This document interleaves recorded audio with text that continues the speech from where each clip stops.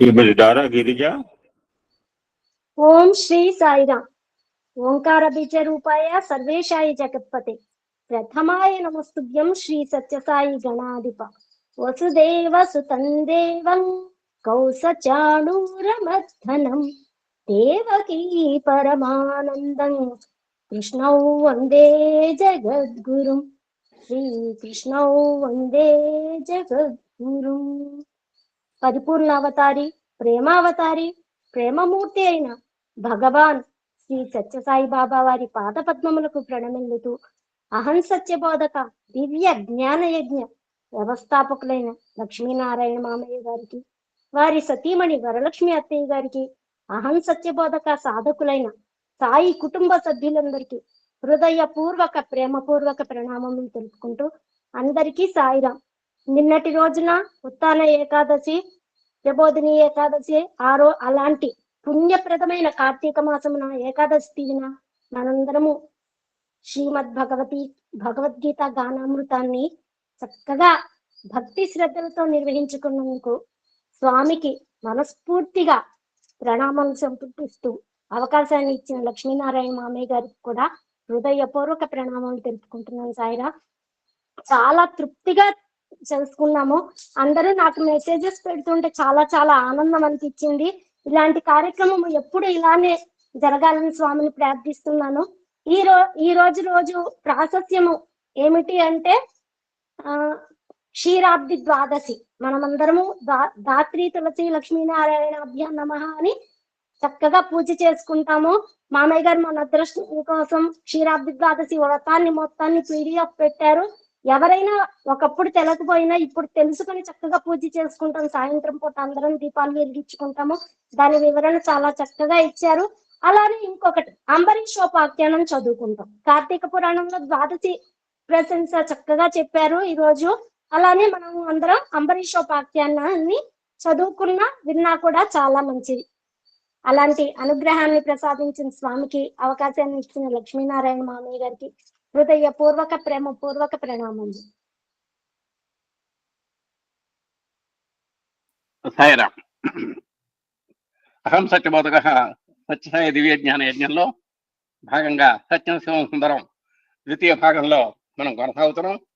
ఇలాంటి చక్కని వేదిక పెట్టి ఇలాంటి స్వామి యొక్క సమగ్రమైనటువంటి జీవిత చరిత్రని మనకు ప్రకాశింపజేస్తున్నందుకు మన గురువు గారికి, దంపతులకి హృదయపూర్వక ధన్యవాదాలు తెలియజేసుకుంటూ, తపోవనంలో కేవలం సూచాయిగా తెలుస్తుంది స్వామి యొక్క చరిత్ర సూక్ష్మంగా. కానీ సత్యం శివం సుందరం భాగాల్లో ఆయన అడుగడుగున ఏ నెలలో ఏ తారీఖున ఎక్కడికి వెళ్ళారు, ఏం చేశారు, ఏంటి వాళ్ళ అనుభూతులు ఏమిటి, భక్తుల యొక్క అనుభూతులు ఏమిటి, ఇవన్నీ కూడా చక్కగా తెలుసుకునేటువంటి స్వామి యొక్క కదలికలన్నీ కూడా ఇక్కడ మనకు మంచి అవకాశం కల్పించారు. మనందరం కూడా దీన్ని ఆస్వాదించాలి. ఇప్పుడు మనం ఒక్కసారి గతంలోకి వెళ్తే, మనం పోయిన 7వ తారీఖు జరిగినటువంటి ఎపిసోడ్లో సత్యధర్మ శాంతి ప్రేమల యొక్క ప్రాధాన్యం చెప్పబడింది. అలాగే సత్యసాయి యొక్క భక్తులు శాంతి ఆనందము స్వరూపులుగా ఉండాలి అని స్వామివారు బి రామకృష్ణారావు గారి ద్వారా చెప్పించడం జరిగింది. అలాగే మద్రాసు ప్రశాంతి విద్వాన్ మహాసభల గురించి కూడా ప్రస్తావన వచ్చింది. మరి ఏమాత్రము భగవంతుడి మీద నమ్మకం లేనటువంటి ఒక శాస్త్రజ్ఞుడు సూర్య భగవంతం గారు స్వామికి ఏ విధంగా పాదదాసులయ్యారు అనేటువంటి వృత్తాంతం కూడా మొన్న మనకు వచ్చిందండి. అలాగే జ్ఞానైనటువంటి వాడిని అరిషడ్ వర్గాలు ఏమీ చేయలేవు అనేటువంటి విషయం కూడా మనకు వచ్చింది. హాస్లీ కొండలు, సముద్ర మట్టానికి 4000 ఎత్తునున్నటువంటి హాస్లీ కొండల యొక్క విహారయాత్రలు ఇవన్నీ కూడా వచ్చినాయి. అలాగే మరి స్వామి యొక్క విశేషాలు కూడా ఎన్నో వచ్చినాయి. చివరికి చివర మనం ఎక్కడ కనెక్ట్ అయినామంటే ప్రపంచం అంతా ఒక్కాలన్నారు స్వామి. అలాగే దీనికి జగన్నాటక సూత్రధారి స్వామి సత్యసాయి బాబా గారు అనుకున్నాం. ఆయన యొక్క అనుగ్రహం మనం సిద్ధించాలంటే మనకు చాలా జ్ఞాన సంపన్నం కావాలని చెప్పారు. అక్కడ మైసూరు సంస్థానంలో ఉన్నటువంటి దేవస్థానాలు అక్కడ చెప్పబడ్డాయండి. మైసూరులో మాండ్యా అనేటువంటి చోట కూడా ఇవన్నీ కూడా చెప్పబడ్డాయి. అంటే వస్తున్నాం, కొంచెం ముందుకు వెళ్ళాను పొరపాటున. ఇప్పుడు మనం ప్రస్తుతంలోకి వస్తే ఇదంతా కూడా జగన్నాటక సూత్రధారి స్వామిని, మనం అంతా కూడా జగన్నాటకంలో పాత్రధారణం అనేటువంటి విషయం చెబుతూ ప్రశాంతి నిలయంలో అది 1967 సంవత్సరం బెంగుళూరు బృందావనం నుండి జూలై 8వ తేదీ బాబా ప్రశాంతి నిలయం చేరను మర్ఫెక్ట్ దంపతులు బాబా వెంట వచ్చి 21, 23 తేదీల్లో ప్రశాంతి నిలయమందు మర్ఫెక్ట్ బాబాను గురించి వివరించారు. 67వ సంవత్సరం ఉన్నది. తర్వాత మరి 20 జూలై నెలలో 21, 23 తేదీల్లో రకరకాల యాత్రలు చేసుకొని బెంగళూరు వగైరాలు కూడా మైసూరు ఇవన్నీ కూడా చూసి స్వామివారు ప్రశాంతి నిలయానికి రావడం జరిగింది. అలాంటి ఆయన పక్కనే హావర్డ్ మర్ఫెట్ దంపతులు ఉన్నారు. అక్కడి నుంచి మనం ఇవాళ ఎపిసోడ్ లోకి వస్తున్నాం. లాస్ ఏంజల్స్ కు సంబంధించినటువంటి పశ్చిమ సంస్కృతి కేంద్రం నుండి వచ్చిన డాక్టర్ జుడీత్ జ్యోతిప్రియ నిలయమునందు బాబాను గురించి గంభీరమైనటువంటి ఉపన్యాసం ఇచ్చింది. లాస్ ఏంజల్స్ ఆ డాక్టర్ గారు, ఆమె పేరు జుడీత్ అంటారు. మనకు తెలుగులో కూడా ఆమె పేరు పెట్టుకున్న అందరికి అర్థమయ్యేటట్టుగా జ్యోతిప్రియ అని. ఆమె కూడా స్వామి యొక్క మహత్తులను గురించి ఎన్నో ఉపన్యాసాలు ఇచ్చింది. అక్కడ బాబా మహిమలతో కూడినటువంటి సినిమా ఫిల్మీస్ ని తయారు చేసి మహిమల యొక్క సత్యత్వమును ప్రజలకు నిరూపించుకున్నట్టుకై ప్రచారమును సాగించుటకు బాబా అనుమతిని కోరెను. ఈ సినిమా ఫ్లైట్స్ ద్వారా మనం ప్రజలకు చూపించి స్వామి యొక్క రకరకాలైనటువంటి దివ్యమైనటువంటి పనులు చూపిద్దామని, ఆ విధంగా స్వామి యొక్క తత్వాన్ని ప్రజల్లో వ్యాప్తి చేయాలని ఆమె కుతూహలపడి బాబా గారిని అడిగింది. ఏమండి, ఇట్లా సినిమా ఫిల్మ్స్ ద్వారా నేను ప్రచారం చేస్తాను అన్నప్పుడు ఆ స్వామి ఏమన్నారో ఒకసారి మనం చూద్దాం. అంత మాత్రం ఉన్న ప్రజల్లో సంశయములు తెరవని బాబా చెప్పాను. అమ్మా, ఆ స్లైడ్స్ వల్ల పెద్దగా మనకు ఒరిగేదేం లేదు. ముందుగా తన మనసులోని సంశయములన్నింటినీ తీర్చుకొని బాబా యందు దృఢ విశ్వాసమును పెంపొందించుకొని ఉండునటువంటి వాడే ఇతరులను నమ్మించగలడు. స్వాముల గురించి ఏ వాక్యం చెప్పాలన్నా ముందర స్వామి మీద మనకు అపారమైనటువంటి నమ్మకం ఉండాలి. స్వామి మీద అపారమైనటువంటి నమ్మకం ఉన్నవాడు చెప్పినట్టు అక్కడ విశ్వసనీయత కనబడుతుంది. అంతేగాని ఏదో పెదవుల మీద తత్వాన్ని మనం నెమరు వేసుకుంటూ చెబితే ఎవరు నమ్మరమ్మా. ముందర నా యొక్క తత్వం చెప్పాలంటే ముందర నన్ను నమ్మాలి అని స్వామివారు ఖరాఖండిగా ఆమెకు చెప్పడం జరిగింది. అలాగే ఇతరులను నమ్మించగలడు. నమ్మకము ఒకని మనస్సు నుండి మరి ఒకరి మనస్సులకు ప్రయాణం చేయను. అలాంటి ప్రామాణికమైనటువంటి మాటలు ఏ గురువు గారు చెప్పినా సరే మనకు అపారమైనటువంటి నమ్మకం కలుగుతుంది. కాబట్టి ఒక ఎదుటివాడికి ఒక మాట చెప్పాలి అంటే దాని పట్ల మనకు 100% ఒక నమ్మకం అనేది ఉండాలి అని చెప్పారు. కనుక కేవలం సినిమా ఫిల్మీస్ ఎక్కువ ప్రయోజనకరి కావు అని చెప్పారు. అమ్మా, నీ యొక్క ప్రయోగం పెద్ద సక్సెస్ అవ్వదు అని చెప్పారు. తన చేతులను అంగీ చేతి భాగముల చివర్లను చూపి అందేమియో లేక ఉండుట గమనింపుడని భక్తులకు చెప్పి కేవలము సంకల్పము చేతనే వస్తువులు సృష్టింపబడునని చెప్పుచు భక్తుల కొరకు మధుర ఆహారములను సృష్టించాను. స్వామివారు ఒక్కసారి పొడవైనటువంటి చేతులు తొక్కతులుకుంటారు. ఆ తొక్కాలు ఒక్కసారి అట్లా పైకెత్తి తన అరచేతులు కూడా చూపించి, అమ్మాయి చేతుల్లో ఏమీ లేదు, నేనేదో రకరకాలైనటువంటి సృష్టిస్తుంటే చేతుల ద్వారా సృష్టిస్తున్నాను అనుకుంటున్నారు మీరు, కానీ ఇది దీనికి చేతులు కాదు, కారణము నా యొక్క సంకల్పము అని చెప్పారు స్వామి. కేవలం సంకల్పము చేతనే వస్తువులు సృష్టింపబడునని చెప్పుతూ భక్తుల కొరకు మధురమైనటువంటి ఆహారాలను ఎన్నో సృష్టించవటం జరిగింది. భక్తియు పాండిత్యమును తీవ్ర సాధనలో కలిగినటువంటి జుడీత్కు బాబా ఇట్లు ముందుగా సందేహములు తీర్చి వెనుక మిఠాయిలను సృష్టించి ఇచ్చాను. ఆ విధంగా లాస్ ఏంజల్స్ సంబంధించినటువంటి జ్యోతిప్రియ డాక్టర్ గారికి మరి ముందుగా ఆమె ఉన్నటువంటి లక్షణాలు అక్కడ చెప్పారు. అపారమైనటువంటి శక్తి ఉంది ఆమెకి. అలాగే ఆ స్వామి యొక్క తత్వాన్ని చెప్పడానికి అపారమైనటువంటి పాండితీ ప్రతిభ కూడా ఆమెలో ఉన్నది. అందులో స్వామి చెప్పినటువంటి సూత్రాలన్నీ కూడా అపారమైనటువంటి సాధన బలం కూడా ఆమె దగ్గర ఉంది. అలాంటి జుడీత్కు బాబా గారు ముందుగా ఆమె యొక్క సందేహాలన్నింటినీ తీర్చి చక్కగా ఆమెను అనుగ్రహిస్తూ ఎన్నో మిఠాయిలు సృష్టించడం జరిగింది. ఇంతకు పూర్వమే తన సన్నిధి నుండి అమెరికాకు పోగు ఒక భక్తుని చేత కొలది విభూతి పొట్లములను జుడీత్కు బాబా పంపి ఉండను. లాస్ ఏంజల్స్ నుంచి రాకముందే ఎవరో అమెరికా వెళుతుంటే ఆ అమెరికాకి ఏమండి మా జుడిత్ గారికి ఇవ్వాలి, జ్యోతి ప్రియకి ఇవ్వాలి అని స్వామి చక్కటి విభూతి పొట్లాలని వాటిని పెట్టి కూడా పంపించడం ఇక్కడ జరిగింది. అందువలన బాబా మహిమల యందు ఆమెకు నమ్మకము కుదిరి ఉండను. నేను అందరి హృదయముల్లోనూ నివసిస్తున్నాను, అందరితోనూ కలిసియే ఉన్నాను. అయినప్పటికీ ప్రజల కష్ట సుఖములతో నాకు ఎట్టి సంబంధమును లేదు. నాకు కోపము కానీ దుఃఖము కానీ లేదు. ఎల్లప్పుడూ నేను ఆనంద స్వరూపుడను, ప్రేమ స్వరూపుడను అని బాబా ఆమెకి చెప్పారు. ఇక్కడ స్వామివారు చెప్పినటువంటి మాటల్లో ఒక్కటి గుర్తుపెట్టుకోవాలి, మీ యొక్క కష్ట సుఖాలతో నాకు సంబంధం లేదు. గీతలో కూడా చెప్పాడు, నమే కర్మాణి లింపంతి నమే కర్మే ఫలే స్పృహ. మీరు చేసేటువంటి కర్మలతో నాకు పని లేదు, మీ యొక్క సుఖ దుఃఖాలతో నాకు పని లేదు. I am like a post man అని చెప్పడం కూడా జరిగింది. నీకు శుభమైనటువంటి కార్డు ఇస్తాడు పోస్ట్ మ్యాన్, అశుభమైనటువంటి కార్డు కూడా ఇస్తాడు. అతనితో ఆయనకి నిమిత్తమే లేదు అది. అలాగే మన యొక్క భగవంతుని కూడా మనం పోస్ట్ మ్యాన్ తో మనం పోల్చుకోవాల్సినటువంటి సందర్భం ఉందని స్వామి లోకడ చెప్పడం జరిగింది.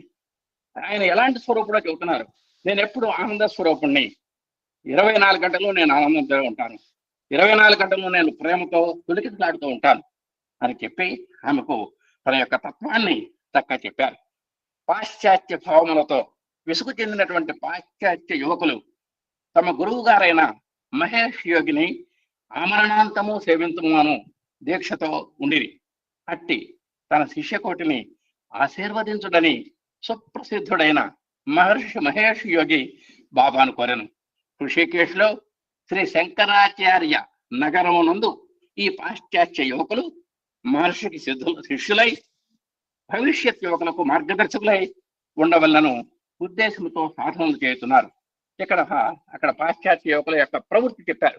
వాళ్ళు ఒక గురువుని ఎన్నుకున్నారు, మహేష్ యోగి అనేటువంటి గురువుని ఎన్నుకొని ఆమరణాంతం ఆయన దగ్గర శిష్యత్వం చేద్దాం అనుకున్నారు. అలాంటి వాళ్ళ గురువైనటువంటి మహేష్ యోగి కూడా బాబా గారి దగ్గరికి వచ్చి, అయ్యా మా శిష్యుల్ని మీరు ఆశీర్వదించాలి అనేటువంటి శుభకామన తెలియచేయటం అయిందనమాట. అడిగారు, మా శిష్యుల్ని మీరు చక్క చూడాలి, మమ్మల్ని మీరు కనిపెట్టుకొని ఉండాలి అని చెప్పారు. ఆ విధంగా ఆ పాశ్చాత్య యువకులు ఒక మహేష్ యోగి అనేటువంటి గురువుని ఒక ఆసరాగా తీసుకొని మరి యువకులందరికీ కూడా మార్గదర్శకం అవడం అనేటువంటిది ఇక్కడ మనకు కనబడుతోంది. అలాగే జూలై 30వ తేదీ అంటే ఇది 1967 సంవత్సరంలో జరిగిందండి. 1967 సంవత్సరంలో జూలై 30వ తేదీ అనంతపురంలోని ఇంజనీరింగ్ కళాశాలను బాబా సందర్శించను. కళాశాల అధికారులు ఏర్పరచిన సభలో బాబా ఉపన్యసించుతూ ప్రస్తుత విద్యా విధానము జీవిత పోషణమునకై ఉద్యోగ సంపాదనకు దారితీయుతున్నది, కానీ జీవిత గమ్యమునకు చేర్చున్నది కాకున్నది. శక్తి సామర్థ్యములను పెంపొందించి ఉచిత విద్యా వేతనములను వసగుతున్నదే కానీ అంతర్నిహితమైన ప్రేమ, త్యాగము, సేవ మొదలగు ఆత్మధర్మములను వృద్ధి కావించుటకు అసమర్థమయ్యున్నది. ఇట్టి విద్యా విధానము వలనే అన్ని దేశముల యందును మానవులు కఠిన హృదయులై, జడబుద్ధి కలవారై, యంత్రప్రాయమైన మనస్సు కలవారై దిగజారిపోతున్నారు. ఇక్కడ బాబా గారు నేటి యొక్క విద్యా విధానాన్ని ఒక ఎత్తి పొడిచారు. ఇది లక్షలు సంపాదించేందుకు ఉపయోగపడుతుంది తప్ప అక్కడ ఏ మాత్రము మరి ఒక జీవన గమ్యానికి వెళ్ళేటువంటి లక్షలు కనపడుతున్నాయి కానీ లక్షణం కనపట్టలేదు అని ఒక ఎత్తి పొడిచారు. మరి ఎంతసేపటికి డబ్బులు చూసుకోవటమే తప్ప ప్రతి ఒక్కడు యొక్క హృదయంలో దాగున్నటువంటి ఆ ప్రేమ గుణం కానివ్వండి, త్యాగ నిరత కానివ్వండి, సేవా తత్పరత కానివ్వండి, ఇలాంటి ధర్మాలు ఎక్కడా కూడా కనపట్టలేదు. అలాంటి ఈ విద్యా విధానం వల్ల దిగజారుడే తప్ప ఏ మాత్రము ఎదిగేటువంటి అవకాశం లేదు అని స్వామివారు అనంతపురం కళాశాలలో విద్యార్థులను ఉద్దేశించి చెప్పారు. కాబట్టి మీరు ఆధ్యాత్మిక విద్యను కూడా మీరు జోడించుకున్నప్పుడే మీ యొక్క విద్యకు సార్థకత దొరుకుతుంది, మీ జీవన గమ్యానికి సాఫల్యం దొరుకుతుంది అని స్వామి తమ యొక్క విద్యా విధానంలో ఉన్నటువంటి గొప్పతనాన్ని కూడా ఇక్కడ చెప్పకనే చెప్పారు. అలాగే రాగద్వేష లోభ అసూయలకు లోను కాక జీవిత లక్ష్య సాధనకు తగిన క్రమశిక్షణను విద్యార్థులకు బోధించవలేను. అక్కడ ఉన్నటువంటి టీచర్స్ అందరికి కూడా చెప్పారు, పరిషత్ వర్గాలు మనల్ని కొంచెం ఉంటాయి, కామ క్రోధ లోభ మోహమద మాత్సర్యాలు మనల్ని ఎప్పుడు కూడా పెడదో పట్టించడానికి అవకాశం ఉంటుంది. అలాంటి వాటి మీద ప్రభావం చూపించకుండా విద్యార్థులను సరైనటువంటి మార్గంలో మీరు నడిపించాలి అని అక్కడ అనంతపురం కళాశాలలో ఉపాధ్యాయులకు కూడా ఒక సూచన ఇవ్వడం జరిగింది. అనంతపురం నందు జరిగిన ప్రశాంతి విద్వన్ మహాసభ కార్యక్రమములకు 3 రోజులను అధ్యక్షత వహించి మహోపన్యాసముల బాబా సంగం ఆ విధంగా 3 రోజులు అక్కడ జరిగినాయండి. ప్రశాంతి విద్వన్ మహాసభలు 3 రోజులు జరిగినాయి. దానికి స్వామి అధ్యక్షత వహించారు. ఇంకా ఎంతో మంది విద్యా ప్రకాండులైనటువంటి వాళ్ళు, మంచి పండితులైనటువంటి వాళ్ళు కూడా అక్కడికి రావడం జరిగింది. ఆ సభలు చక్కగా జరిగినాయి. 1967 ఒక్కసారి ఇప్పుడు మనం ఒక గొప్ప విషయానికి వెళ్తున్నాం. 1967వ సంవత్సరము ఆగస్టు 5వ తేదీ ఒక చక్కటి సంఘటన జరిగిందండి. అది ఎప్పుడు మనం అందరం కూడా గుర్తుపెట్టుకోవాలి. ప్రశాంతి నిలయ చరిత్రలో స్వర్ణాక్షరములతో లిఖించదగినటువంటి సుదినము. నిలయమును పుట్టపర్తి పంచాయతీ నుండి విడదీసి ప్రత్యేక పట్టణ హోదాను సంగుతూ కమిటీ సభ్యులను చైర్మన్ గారిని ఏర్పాటు చేశారు. ఇది 1967వ సంవత్సరము ఆగస్టు 5వ తారీఖున పట్టణ వాటిక చేశారండి. అంటే అప్పటిదాకా పుట్టపర్తి గ్రామ పంచాయతీగా ఉన్నటువంటి పరిధిలో ఉన్నటువంటి మన ప్రశాంతి నిలయానికి ఒక ప్రత్యేకమైనటువంటి పట్టణ వాటిక హోదా ఇచ్చారు 1967 ఆగస్టు 5వ తారీఖున. దాని సంబంధంగా వెంటనే ఎప్పుడు దానికి ఒక కమిటీ వేసి, అంటే ఆ పట్టణ వాటికకు ఒక కమిటీని, దానికి ఒక చైర్మన్ని, సభ్యుల్ని, వీళ్ళందరినీ ఏర్పాటు చేయటం జరిగింది. వాళ్ళందరితో మీటింగ్ జరిగిందండి. ఆనాటి సభలో బాబా నిలయవాసం నిర్దేశించి ఇట్లగాను, ఈ ఏర్పాటు వలన, ఏర్పాటు అంటే ఏంటి, ఇక్కడ అప్పటిదాకా పంచాయతీలో కలిసి ఉన్నటువంటి ప్రశాంతి నిలయాన్ని ప్రత్యేక పట్టణ వాటికగా ప్రకటించటం అనేటువంటి ఏర్పాటు వలన మీకెట్టి ప్రత్యేకతను లేదు. బృందావనమును గోవిందుడును అందరికీ సంబంధించి ఉండనట్లు అనగానే మనకు పాత సినిమాలో ఒక చిన్న పాట గుర్తుకు రావాలి. బృందావనమది అందరిది, గోవిందుడు అందరి వాడేలే అనేదానికి ఈ వాక్యం గుర్తుకొస్తానండి. సాధారణంగానే బృందావనమును గోవిందుడును అందరికీ సంబంధించి ఉండనట్లు ఈ ప్రశాంతి నిలయమును బాబాయును ప్రజలందరికీ సంబంధించి ఉండువాడే. ఆ విధంగా ఆనాడు బృందావనము అది స్వామి ఎట్టయితే శ్రీకృష్ణ పరమాత్మకు సంబంధించిందో, అలాగే ఈనాడు ఈ ప్రశాంతి నిలయం కానీ, బృందావనము అనబడేటువంటి ప్రశాంతి నిలయం కానీ, గోవిందుడు అనబడేటువంటి ఈ బాబా గారు కానీ, ఇది ప్రజలందరికీ సంబంధించి ఉండను. కావున ఈ కమిటీయు, ఈ చైర్మనియు నిలయవాసులకే కాక నిలయమునకు వచ్చు సర్వజనులకును ప్రేమతోను శ్రద్ధతోను సేవ చేయుతుండవలను అని చెప్పాను. ఆ విధంగా మీరు దీని పట్టణ వాటిక అయినంత మాత్రాన మీరేం సంబరపడద్దు, మీరేం సంబరాలు చేసుకోవాల్సినటువంటి అవసరం లేదు. ఇదంతా కూడా ఒక చిన్న ఏర్పాటు మాత్రమే.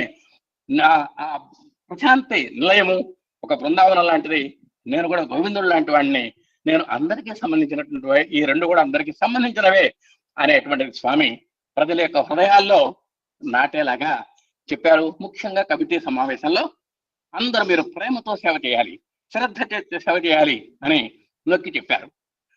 తర్వాత 67 ఆగస్టు 20వ తారీఖున మైసూర్ విద్యామంత్రి ఆహ్వానంపై మాండియా పట్టణమునకు బాబా దయచేసను. అక్కడి నుంచి మాండియా వెళ్ళారండి. 1,00,000 మంది ప్రజలు బాబా సందర్శనకై వచ్చినాయి. నిజంగా చూడండి, ఆ రోజుల్లో 1,00,000 అంటే ఈ రోజుల్లో మీరు ఎట్లా లెక్కేసుకుంటారు చూడండి. మరి ఆనాడు ఆ మైసూర్ స్టేట్ ఆఫ్ మైసూర్, అది అలాగే మన మద్రాస్ స్టేట్, మైసూర్ స్టేట్ అని ఆ రోజుల్లో అనేవాళ్ళం. అలాంటి మైసూర్ స్టేట్ లో విద్యామంత్రి ఆహ్వానం మీద మాండ్యాకి వెళ్ళటం, ఆ మాండ్యాలో బాబా గారు వస్తున్నారనేటువంటి సందర్భాన్ని పురస్కరించుకొని 1,00,000 మంది ప్రజలు ఆ సభకి హాజరయ్యారు. గొప్ప ప్రఖ్యాత శిల్పుల చేత నిర్మింపబడిన గొప్ప దేవస్థానములు ఈ ప్రాంతమున వెలసి ఉంట మీకు గర్వకారణమే. మైసూర్ అనగానే శిల్పకళా సౌందర్యానికి అవి సుప్రతీకలు. ఎక్కడ పెట్టినా కూడా శిల్పకళా సౌందర్యం ఉట్టిపడుతూ ఉంటుంది మైసూరులో. స్వామివారు ఏమన్నారంటే, ఇదంతా గర్వకారణమైన బాయ్, గొప్ప ప్రఖ్యాత శిల్పుల చేత నిర్మింపబడినటువంటి గొప్ప దేవస్థానములు ఈ ప్రాంతంలో వెలిసి ఉండటం మీకు గర్వకారణమే అంటున్నారు మైసూర్ ప్రజలతోటి. ఇట్టి కౌశలము గానమునందును, చిత్రలేఖమునందును, కవిత్వమునందును, నాటకమునందును నిర్మాణములందనూ లభించుట మానవునిలో అంతర్భూతమయ్యుండు భగవంతుని యొక్క అనుగ్రహం వల్లనే సిద్ధించునని గ్రహింపవలేను. కాబట్టి ఇదంతా కూడా అలాంటి సృజనాత్మక కళ ఎవరి దగ్గర నుంచి వస్తుందంటే భగవంతుడి దగ్గర నుంచి రావాల్సిందే. మీరు చక్కగా ఒక పాట పాడుతున్నారన్నా, ఒక బొమ్మ గీస్తున్నారన్నా, ఒక కవిత్వం అల్లుతున్నారన్నా, ఒక నాటకంలో మీరు పాత్రోచితంగా నటిస్తున్నారన్నా సరే, ఇవన్నీ కూడా భగవంతుని యొక్క అనుగ్రహ సంపత్తులే కానీ మీరు సంపాదించుకున్నవి కాదు. అంటే బీజప్రాయంగా నిజంగా సంగీతంగానే, సాహిత్యంగానే, కవిత్వంగానే ఇవన్నీ కూడా ఇంటర్నల్ గా బీజప్రాయంగా ఉండాలి. ఉంటేనే వాటిని ప్రవర్ధమానం చేసుకోవడానికి అవకాశం ఉంటుంది తప్ప నేను ఇప్పుడు మంచి సాధన చేసి నేను ఇవన్నీ చేస్తానంటే కుదరదు. ఇది కేవలం ఈ కళలన్నీ కూడా భగవంతుని యొక్క అనుగ్రహ వరప్రసాదాలే అని స్వామి నొక్కి చెప్పారు. సెప్టెంబర్ మొదటి వారంలో హైదరాబాద్ లో డాక్టర్ రామకృష్ణారావు గారికి మరణాంతక జబ్బు చేయగా కారులో బాబా హైదరాబాద్ కు పోయి ప్రియభక్తుడైన రావు గారికి దర్శన సంభాషణములను నొసగి వారి మనస్సుకు ఆనందమును శాంతిని ప్రసాదించి తిరిగి బాబా ప్రశాంతి నిలయం చేరను.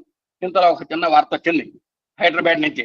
డాక్టర్ బూర్గోల్ రామకృష్ణారావు గారికి ఒంట్లో సరిగా లేదండి, ఏదో అటు ఇటుగా ఉంది వ్యవహారం పరిస్థితి అన్నప్పుడు కార్లో వెంటనే బాబా గారు వెళ్ళటం, ఆయనకి దర్శనము స్పర్శనము భాషణము పక్కనే కూర్చొని ఆయన మీద చేతులు వేసి ఆయన హృదయం మీద తట్టి ఆయన తల నిమిరి ఆయనకి చక్కగా అనుగ్రహాన్ని ఆ దర్శనం ఇచ్చారు. నిజంగా దాంతో ఆయనకి ఎంతో ఆనందం కలిగింది.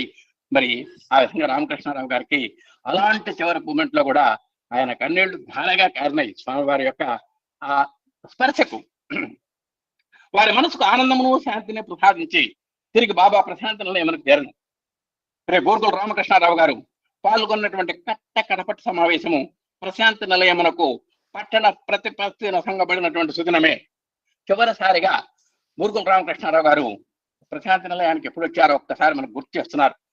ఇందాక చెప్పుకున్నాము 1967 సంవత్సరం ఆగస్టు 5వ తారీఖున ప్రశాంతి నిలయానికి అంటే పంచాయతీ నుంచి విడదీసి పట్టణ వాటికగా ప్రకటించారనేటువంటి సభలో ఈయన వచ్చున్నారు. ఎవరు? రామకృష్ణారావు గారు. అదే చివరి సమావేశం. రావు గారు యావత్ భారత ప్రశాంతి విద్వన్ మహాసభకు వారి బహుభాషా పాండిత్య ప్రతిభ వలన బాబా చేత అధ్యక్షులుగా నింపబడను. ఆ విధంగా మరి రామకృష్ణారావు గారు ప్రశాంతి నిలయంలో అంతకుముందు అంటే పట్టణ వాటిక ప్రకటించడానికి ముందు జరిగినటువంటి విద్వన్ మహాసభల్లో అధ్యక్షుడిగా నియమించబడటం అనేటువంటిది విశేషం అండి.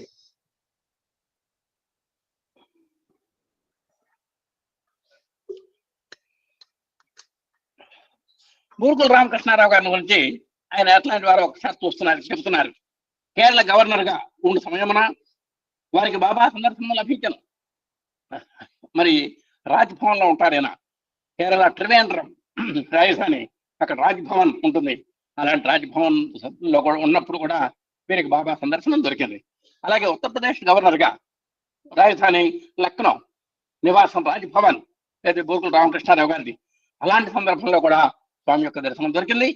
అంతేకాక ఆ బూర్గోల్ రామకృష్ణారావు గారు స్వామితో పాటుగా అయోధ్య, కాశీ, ప్రయాగ, బదరీనాథ్ పుణ్యక్షేత్రములకు బాబాతో కలిసి వారు యాత్ర చేసిరి. నిజంగా ఇట్లాంటి ఫోటోలు కూడా మనకు అప్పుడప్పుడు గురువు గారు పెట్టినట్టుగా కూడా నాకు గుర్తు వస్తుంది. ఆ టీములో వాళ్ళంతా కూడా చక్కగా నడక ద్వారా కొన్ని ప్రదేశాలు తిరగటం అనేటువంటిది కూడా మనకు కనబడింది. ఆ టీంలో బూర్గోల్ రామకృష్ణారావు గారు కూడా ఉన్నారు. ఆ విధంగా బూర్గోల్ రామకృష్ణారావు గారు బాబా గారితో మాట్లాడటమే కాక బాబా గారితో సన్నిహితంగా ఉండటమే కాకుండా వారితో కొన్ని రోజుల పాటు యాత్రలు చేసి వారి యొక్క తత్వాన్ని జీర్ణించుకున్నటువంటి మహామేధావుల్లో బూర్గోల్ రామకృష్ణారావు గారు ఒకరు. అంతేకాక బాబా తెలుగు ప్రసంగమునకు వెంటనే చక్కని హిందీ అనువాదములు చూడరి. ఆయన ఎక్కడ మాట్లాడినా సరే, హిందీ రాష్ట్రాల్లో స్వామి ఎక్కడ మాట్లాడినా సరే, అంటే కేరళ వచ్చినప్పుడు కానీ, ఉత్తరప్రదేశ్ వచ్చినప్పుడు కానీ, ఏ సందర్భాలు మరి ఇట్లా కాశీ వగైరా యాత్రల్లో ఎక్కడైనా స్వామి మాట్లాడితే వెంటనే హిందీ అనువాదం చేయడానికి బూర్గోల్ రామకృష్ణారావు గారు సంసిద్ధంగా ఉండేవారు. తన డబ్బు సమయమున బాబా గారు దయచేసినప్పుడు తన కోరిక అంటే జీవిత లక్ష్యము సఫలమయ్యానని బాబా గారికి చెప్పాను. బాబా గారిని చూడంగానే ఆయన దర్శన స్పర్శన భాషను దొరకంగానే ఒక్కటే అన్నారు మాట బూర్గుల రామకృష్ణారావు గారు, నా జన్మ ధన్యమైంది స్వామి అన్నారు. అంతేకాకుండా కుటుంబ సభ్యులందరికీ కూడా చెప్పారు, బాబా గారే మన కుటుంబానికి రక్షకుడు అనేటువంటిది కూడా చెప్పారు. అంత జరిగిన తర్వాత సెప్టెంబర్ 14వ తేదీ అర్ధరాత్రి గడిచిన పిమ్మట తన కుటుంబం వారితో బాబాయే వారికి రక్షకుడు, మన కుటుంబానికి సాక్షాత్ శ్రీరామ రక్ష మనకు స్వామి అని చెప్పి శ్రీమన్నారాయణ చరణవు శరణం ప్రపంచే, శ్రీమన్నారాయణ చరణవు శరణం ప్రపంచే అని ద్వయమంత్రమును ఉచ్చరించుతూ బంధముక్తిని శాశ్వత శాంతిని పొందాను. ఆ విధంగా బాబా గారు సందర్శించినటువంటి కొద్ది రోజులకే మన బూర్గుల రామకృష్ణారావు గారు ఎంత వైద్యాలు జరిగినప్పటికీ ఎవరికైనా సరే మనం తప్పదు అనుకున్నటువంటి మరణం మనందరికీ తెలుసు, ఇది అనివార్యమని తెలుసు. అలాంటి అనివార్యమైనటువంటి మరణం ఆయనకి సంభవించింది. ఆ స్వామి యొక్క దర్శనంతో ఆయన నిశ్చింతగా భగవన్నామస్మరణ చేస్తూ వెళ్ళారు. అది గొప్పతనం. అంటే అంత్యకాలంలో భగవంతుని యొక్క నామస్మరణ చేస్తూ పోవడం అనేది అది మరి తపస్సంపన్నులకే తప్ప సామాన్యులకు అది కుదరదు. అలాగే గొప్ప కర్మయోగి ఆ మహనీయుడు ఉపాసన ద్వారా జ్ఞానమును పొంది కైవల్యమునందను. ఆ విధంగా ఒకసారి మనం ఆలోచిస్తే మరి బూర్గుల రామకృష్ణారావు గారు భక్తి ద్వారా కర్మల ద్వారా జ్ఞాన సంపన్నులై జ్ఞానేనైవతు కైవల్యం నహి జ్ఞానేన పవిత్రమైన విద్యతే అనేటువంటి సూత్రం ప్రకారం చక్కగా స్వామి యొక్క కరస్పర్శతో అపారమైనటువంటి జ్ఞానాన్ని పొంది ఆయన చివరికి కైవల్యాన్ని పొందారు. దీన్ని పురస్కరించుకొని మరొక చిన్న సంఘటన చెబుతున్నారు. బాబా యొక్క భక్తులుగా ఎంతో మంది మహర్షులైనటువంటి వాళ్ళు మరి హరిహరాదుల యొక్క భక్తులైనటువంటి వారు ఏ విధంగా భక్తిలో తరించి భగవన్నామస్మరణతో అంత్యకాలంలో చివరికి మోక్షాన్ని పొందినటువంటి సంఘటనలు మనకు పురాణాల్లో కనబడతాయి. కానీ ఇక్కడ ఒక చిన్న సంఘటన చెబుతున్నారు చూడండి. బాబా భక్తుల అంత్యకాలమును వారిని ఎట్లు బాబా తన యందు ఐక్యము చేసుకునో అట్టి విధానములను జ్ఞప్తికి తెచ్చుకొని విషయ సేకరణము చేసి వ్రాయబోనిన ఎడల అది ఒక మహాద్భుతముకు పెద్ద ప్రకరణము అగుననుటకు ఎట్టి సందేహమును లేదు. నిజంగా బాబా గారి భక్తులు ఎక్కడెక్కడ ఉన్నటువంటి భక్తులు ఆయన యొక్క స్మరణలో, ఆయన యొక్క సేవలో, ఆయన యొక్క ప్రేమతత్వాన్ని జీర్ణించుకొని ఆయన యందు ఐక్యమైనటువంటి సంఘటనలు కనుక మనం తీసుకున్నట్టయితే అది ఒక మళ్ళా ఓ పెద్ద గ్రంథం అవుతుంది అని దూపాటి తిరుమలాచార్యులు గారు మనకు ఒక హింట్ ఇస్తున్నారు. అంటే అలాంటి అంత్యకాలంలో స్వామి యందు ఐక్యమైనటువంటి భక్తుల యొక్క చరిత్రని ఒక గ్రంథంగా రాస్తే అది ఒక పెద్ద ఉద్గ్రంథం అవుతుంది అని చెప్తున్నారు. చూడండి, కొందరు ప్రశాంతముగా అనాయాసమును పొందిరి. స్వామిని ఎవరైతే నమ్ముకున్నారో, స్వామి యొక్క పద సన్నిధిని ఎవరైతే పట్టుకున్నారో, అంటే ముఖ్యంగా రామన్నం గారు లాంటి వాళ్ళు, కస్తూరి గారు లాంటి వాళ్ళు మనందరికీ తెలుసు. అలాంటి వాళ్ళు కొన్ని సంవత్సరాల పాటు స్వామికి అంతేవాసులుగా ఉన్నారు, అనాయాసమనాన్ని పొందారు. మనం ఏ గుడికి వెళ్ళినా ప్రసాదం స్వీకరించిన తర్వాత, తీర్థం స్వీకరించిన తర్వాత కాసేపు కూతుంటాం. ఆ కూతున్నప్పుడు చదువుకోవాల్సినటువంటి శ్లోకం ఒకటి చెప్పారు. అనాయాసమరణం వినా దైన్యాన జీవనం దేహిమే తవ సాయుధ్యం, అంటే దేహాంతే తవ సాయుధ్యం దేహిమే సాయీశ్వర అనేటువంటి శ్లోకాన్ని మనం చదువుకోవాలి. దేనికంటే ఏనాటికైనా మనం తప్పదు. పుట్టాము అంటే డేట్ ఆఫ్ బర్త్ ఉందంటే డేట్ ఆఫ్ డెత్ తప్పదు. ఎవరో మొన్న మంచి చమత్కరించారు, మనం పోయిన తర్వాత కూడా డేట్ ఆఫ్ డెత్ సర్టిఫికేట్ ఒకటే భద్రంగా ఉంటుందట. మనకు గుర్తుగా అమ్మయ్య ఫలానా ఆయన ఫలానప్పుడు పోయినాడు, ఎప్పుడు పుట్టాడో కూడా తెలియదు. మనకు పోయినటువంటి సర్టిఫికేట్ మాత్రం జాగ్రత్తగా తీసుకుంటాం. దేనికంటే ఆయన ఏదైనా 10 పైసలో 10 కోట్లు వేస్తే దాన్ని జాగ్రత్తగా డ్రా చేసుకునేటువంటి నిమిత్తం. అందుకని ప్రతి వ్యక్తికి సుప్రీంకోర్టు న్యాయమూర్తి ఎన్వి రమణ గారు చెప్పారు, మనం పోయిన తర్వాత మన ఆనవాలుగా, మన ప్రతీకగా, మనకు ఒక సంకేతంగా నిలబడేటువంటిది ఏమిటంటే మన date of birth, date of death certificate అని ఆయన చమత్కారం చేయడం జరిగింది. ఆ విధంగా శరణాగతి పొంది అనాయాసములను పొందిన వాళ్ళు ఎంతో మంది ఉన్నారు. శరణాగతి చేసి ధ్యాన మనస్కులై మరణించరు. కొంతమంది ఎంతో మంది అక్కడే కాపురాలు పెట్టుకొని స్వామి దగ్గరే నివసించి సేవలు చేసి ధ్యానం చేసుకొని ఆయనలో కలిసిపోయారు. భజన చేస్తూ ప్రాణమును విడిచిరి. చూసారా, భజన పాటలు పాడుకుంటూ మరి ఎప్పుడు నిజంగా మరి మన బాబా గారిని పెంచి పోషించినటువంటి ఆమె ఆమె ఆమె పేరు నాకు గుర్తు రావట్లేదు. మనం కర్ణం సుబ్బమ్మ, కరణం సుబ్బమ్మ గారు సాయిరాం సాయిరాం సాయిరాం అనందే ఏ పని చేసేది కాదు. అప్పుడు డాబా మీద నుంచి కూడా ఒక చిన్న ఒక మంచి అక్షంతలు వేయటం కూడా జరిగింది. నన్ను నిద్ర కూడా పోరేవా అంటే, అయ్యో నేనేం చేశాను స్వామి, సాయిరాం సాయిరాం అనుకున్నాను, అది కూడా తప్పేనా అంటే, తప్పున్నారా, నన్ను నిద్ర పోరేవా నువ్వు అని స్వామివారు ఆ యశోద కృష్ణుల యొక్క సరస సంభాషణ మనందరికీ తెలిసిందే. ఆ విధంగా భజన చేయుచూ ప్రాణాన్ని వచ్చారు. ఓంకారమును చరించు మరణించరి. చూసారా, ఓమిత్యేకాక్షరం బ్రహ్మ వ్యాహరన్ మా మనస్మరన్ అనే మన శ్లోకం ఉంది. ఎవరైతే ఓంకారంతో, ఓంకారం అంటే ఎవరో కాదు, ఓంకారం అంటే సాక్షాత్ భగవంతుడే. అలాంటి బ్రహ్మగారికి ఓం అనేటువంటి పేరుంది. నాకు ఏ మంత్రాలు రావండి, ఏ పాటలు రావు, నాకు ఏ మంత్రాలు రావు, ఏ పాటలు రావు, ఏ జపాలు రావు, ఏ సాహిత్యం నాకు రాదు అనుకున్న వాళ్ళకి ఒక్కటే చెప్పారు స్వామి, ఓంకారం జపం చేసుకుంటే చాలు. అలాంటి ఓంకారాన్ని ఉచ్చరిస్తూ చాలా మంది చనిపోయారు. అమృతమును ఆస్వాదించుతూ చాలా మంది ప్రాణములు విడిచిరి. అమృతము అంటే ఇక్కడ అన్నము అని అర్థం. ఎవరికైనా మనల్ని ప్రాణాలని కాపాడటానికి భగవంతుడు నిర్దేశించినటువంటి పదార్థం అన్నం. అందుకనే అన్నం పరబ్రహ్మస్వరూపం అంటాం. పొట్టి శ్రీరాములు గారు 56 రోజులు అన్నం తినలేదు. 56 రోజులు అన్నం తినలేకపోతే మరి అది ఊరుకుంటుందా? మరి చివరికి ఆ మృతం తప్పలా. ఆ అమృతం లేకపోతే మనం మృతమే, ఇక అంతకంటే అవకాశం లేదు. కాబట్టి అంటే మరి అన్నం తిన్న వాళ్ళు పోవట్లేదా అంటే అది వేరు, అది ఆ పరిస్థితులు వేరు. కానీ మనల్ని కాపాడేటువంటిది రసం, అన్నరసం, దాన్ని అమృతం అంటాం. అలాంటి అమృతాన్ని ఆస్వాదిస్తూ, అంటే భోజనం చేస్తూ ఆ ముద్ద మింగక ముందే కూడా పోయినటువంటి వాళ్ళు కూడా స్వామి భక్తులు అనేక మంది ఉన్నారు. ప్రాణ ప్రయాణ సమయమున బాబాను సాక్షాత్కరించి నమస్కరించుతూ ప్రాణమును విడిచిరి. ప్రయాణాల్లో కూడా ఎంతో మంది బాబా గారిని తలుచుకుంటూ ప్రాణాలను విడిచినటువంటి వాళ్ళు కూడా ఎంతో మంది ఉన్నారు. బాబా ఆశీర్వాద సూచకమైనటువంటి విభూతి శిరస్సు పైన తోచుతుండగా మృతినందిని అలా ఆ విభూతి ధారణ చేసి విభూతిని ప్రసాదంగా స్వీకరిస్తూ ఆ విభూతి నోట్లో పోకముందే పోయినటువంటి వాళ్ళు కూడా ఎంతో మంది ఉన్నారు. ఎంతటి ఆనందమును ప్రదేశాంతిని బాబా భక్తులకు మరణకాలమును సాధించుతున్నారు. కాబట్టి శ్రీకృష్ణ పరమాత్మ అన్నట్లు ఎవరైతే అంత్యకాలంలో నన్ను తలంచుకుంటూ నా నామాన్ని జపిస్తూ నా స్మరణయందే ఎవరైతే చనిపోతారో వాళ్లకు ఉత్తమ గతులు ఇస్తాను అనేటువంటి మాటని సాక్షాత్తు ఆ సాయి కృష్ణుడు ఇక్కడ నిజం చేయటం అనేటువంటిది ఎంతో గొప్పగా ఉంది.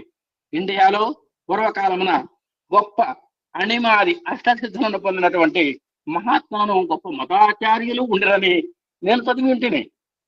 చూసారు, ఇదంతా కూడా మరఫెట్ గారి యొక్క మాటలు. ఆయన అన్నాడు, నేను భారతదేశంలో అణిమాద్య అష్టసిద్ధులు కలిగినటువంటి వాళ్ళు ఉన్నారన్నాడు. ఈ అణిమాద్య అష్టసిద్ధులు అంటే ఏమిటో ఒక్కసారి మీకు పూర్తి చేస్తాను. అణిమ, గరిమ, లఘిమ, మహిమ, ప్రాప్తి, ప్రాకామ్యము, ఈశత్వము, వశిత్వము. ఇవన్నీ వివరించాలంటే మన గ్రంథం అవుతుంది. స్వామి చెప్పినటువంటి ఒక్కటే గుర్తుపెట్టుకోండి. ఒకసారి కోతిని సృష్టించారు, అది చిన్నదిగా ఉంది. ఒక చెయ్యి ఇట్లా అన్నారు, అది పెద్దదైంది. మళ్ళా కిందకి అన్నారు, చిన్నదైపోయింది. మళ్ళా ఇట్లా అరచేతిని ఇట్లా అన్నారు, అది మాయమైపోయింది. ఇవన్నీ కూడా మరి అని అణిమాద్య అష్టసిద్ధుల్లో ఇవన్నీ కూడా ఉన్నాయి. అలాంటి అష్టసిద్ధి నవ నిధికే దాత అని ఆంజనేయ స్వామిని కూడా మనం దాంట్లో చాలీసాలో మనం ప్రస్తుతిస్తూ ఉంటాం. మరఫెట్ గారు చెబుతున్నారు, స్వామివారిని చూస్తుంటే స్వామివారే కాకుండా ఎంతో మంది అణిమాద్య అష్టసిద్ధులు కలిగినటువంటి మహానుభావులు మనకు భారతదేశంలో ఉన్నారు అని అనిపిస్తోంది నాకు. బహుశా అట్టి మహనీయుని సందర్శనము నాకు అగుణం తలపోసిపోయి ఎవరికి అలాంటి అష్టసిద్ధులు నవనిధులు కలిగినటువంటి వారు స్వామి అనేటువంటి నమ్మకం నాకు కలిగింది అని ఆయన అంటున్నారు. అట్టి మహనీయ సందర్శనము పూర్వపుణ్య సుకృతం వల్ల కలవారికి లభించునేమో అని భావించదులే, సామాన్యులకు లభించదు ఇది. ఇలాంటి బాబా గారిని సందర్శించడం కానీ, ఆయన యొక్క అనుభూతిని పొందటం కానీ, ఆయన యొక్క అనుగ్రహ సంపన్నత పొందటం కానీ ఇది మామూలుగా ఎవరికి సాధ్యపడేది కాదు ఇది అని వారు చెప్పుకున్నారు. మరొకటి చెప్పను, ఇట్టి మహదాశయంతో విదేశీయుల నుండి ఇండియాకు వచ్చినటువంటి వారిలో కొందరు రేమన్స్ దంపతులు, ఇప్పుడు మనం మర్ఫట్ దంపతుల గురించి చెప్పుకున్నాం. అలాగే వీరి ద్వారా ఆ బాబా యొక్క మహత్యం విని, బాబా యొక్క మహిమ గరిమ పటిమ తెలుసుకొని, తత్వాన్ని తెలుసుకొని, వారి యొక్క లీలలు తెలుసుకొని మరొక దంపతులు కూడా ఆకర్షింపబడ్డారు. ఎవరు? రేమన్స్ అనేటువంటి దంపతులు. వారు బాబాను గురించి విన్నారు. ప్రశాంత నిలయమునకు వచ్చి 6 నెలలు నిలయమున ఉన్నారు. ప్రశాంత నిలయానికి వచ్చారు, ఎక్కడెక్కడి నుంచో 6 నెలలు ప్రశాంత నిలయంలోనే వాళ్ళు మకాం పెట్టారు, సాధనను సాగించారు, తిరిగి భారతదేశములకు వెళ్ళారు. వాళ్ళు వాళ్ళకు ఆకర్షించినటువంటి శాస్త్రాలు ఏంటంటే శ్రీ రమణ మహర్షి యొక్కయు, అరవింద యోగి యొక్కయు, యోగానందని యొక్కయు ఉపదేశములను గ్రంథముల ద్వారా చదివి హిందూ యోగ తత్వ శాస్త్రమునందు అభిరుచిని సంపాదించి ఉండినటువంటి పాశ్చాత్యులు కొందరు ఈ రేమన్స్ దంపతులను కలుసుకొని వారి సలహాను అనుసరించి బాబా గ్రంథములను చదివి బాబా సూచనల ప్రకారము సాధనలు సాగించుతున్నారు. ఈ విధంగా మరఫెట్ దంపతుల ద్వారా కొంత తెలుసుకున్నారు. అలాగే స్వామి యొక్క హితోపదేశాలు, బోధలు, పాటలు, మాటలు ఇవన్నీ కూడా వాళ్ళు ప్రత్యక్షంగా టేప్ రికార్డ్స్ ద్వారా ఆ రోజుల్లో విన్నారు. మరి ఎంతో మంది గురువుల ద్వారా యోగ తత్వాన్ని తెలుసుకున్నారు. వాళ్ళు ఆ విధంగా బాబా గారి పట్ల మరి ఎంతో శ్రద్ధాభక్తులతో వారు ఈ స్వామి పట్ల వాళ్ళు రాగలిగారు. రావటమే కాదు, వాళ్ళు నేర్చుకున్నటువంటి ఆ యోగ సాధన కూడా వాళ్ళు చక్కగా చేస్తున్నారు. స్వామి చెప్పినటువంటి సూత్రాలన్నింటినీ వాళ్ళు అమలు పెడుతున్నారు. ఈ రేమన్స్ దంపతులు స్థాపించినటువంటి సత్యసాయి సంఘము నందు చేరి సాధనలు కావిస్తున్నది. ఆ విధంగా రేమన్స్ దంపతులు కేవలం వాళ్ళు భావజీర్ణం చేసుకొని వాళ్ళు అనుభవించడమే కాదు, వాళ్ళు ఒక సంఘాన్ని పెట్టి రేమన్స్ సత్యసాయి సంఘాన్ని పెట్టి ఎంతో మంది సాధకులను దాన్ని రప్పించి వారిలో కూడా ఈ స్వామి యొక్క భావాలను వాళ్ళు చొప్పించడం జరిగింది. అట్టి వారిలో కొందరు బాబా దర్శన ఆశీర్వాదములు పొందుటకై హిందూ దేశములకు వచ్చారు. ఆ విధంగా రేమన్స్ దంపతులు పెట్టినటువంటి శ్రీ సత్యసాయి సత్సంగం అనేటువంటి దాంట్లో చేరి స్వామి యొక్క తత్వాన్ని తెలుసుకొని, సాహిత్యాన్ని చదివి, బోధనలు ఆకలింపు చేసుకొని, ఆ పాటల పట్ల మమకారంతో మరి ఇక్కడికి మనం అంత దేశాల నుంచి కూడా మన దేశాలకి వాళ్ళు వచ్చారు. అట్టి వారిలో కొందరు బాబా దర్శన ఆశీర్వాదం పొందడం కోసం హిందూ దేశానికి వచ్చారండి. ఇంతవరకు ఇతడికి రాకపోయినప్పటికీ చార్లెస్ పెన్ అన్నతడు మిక్కిలి ధన్యుడు. ఇందులో ఇంకొక చిన్న విశేషం చెప్పాలి.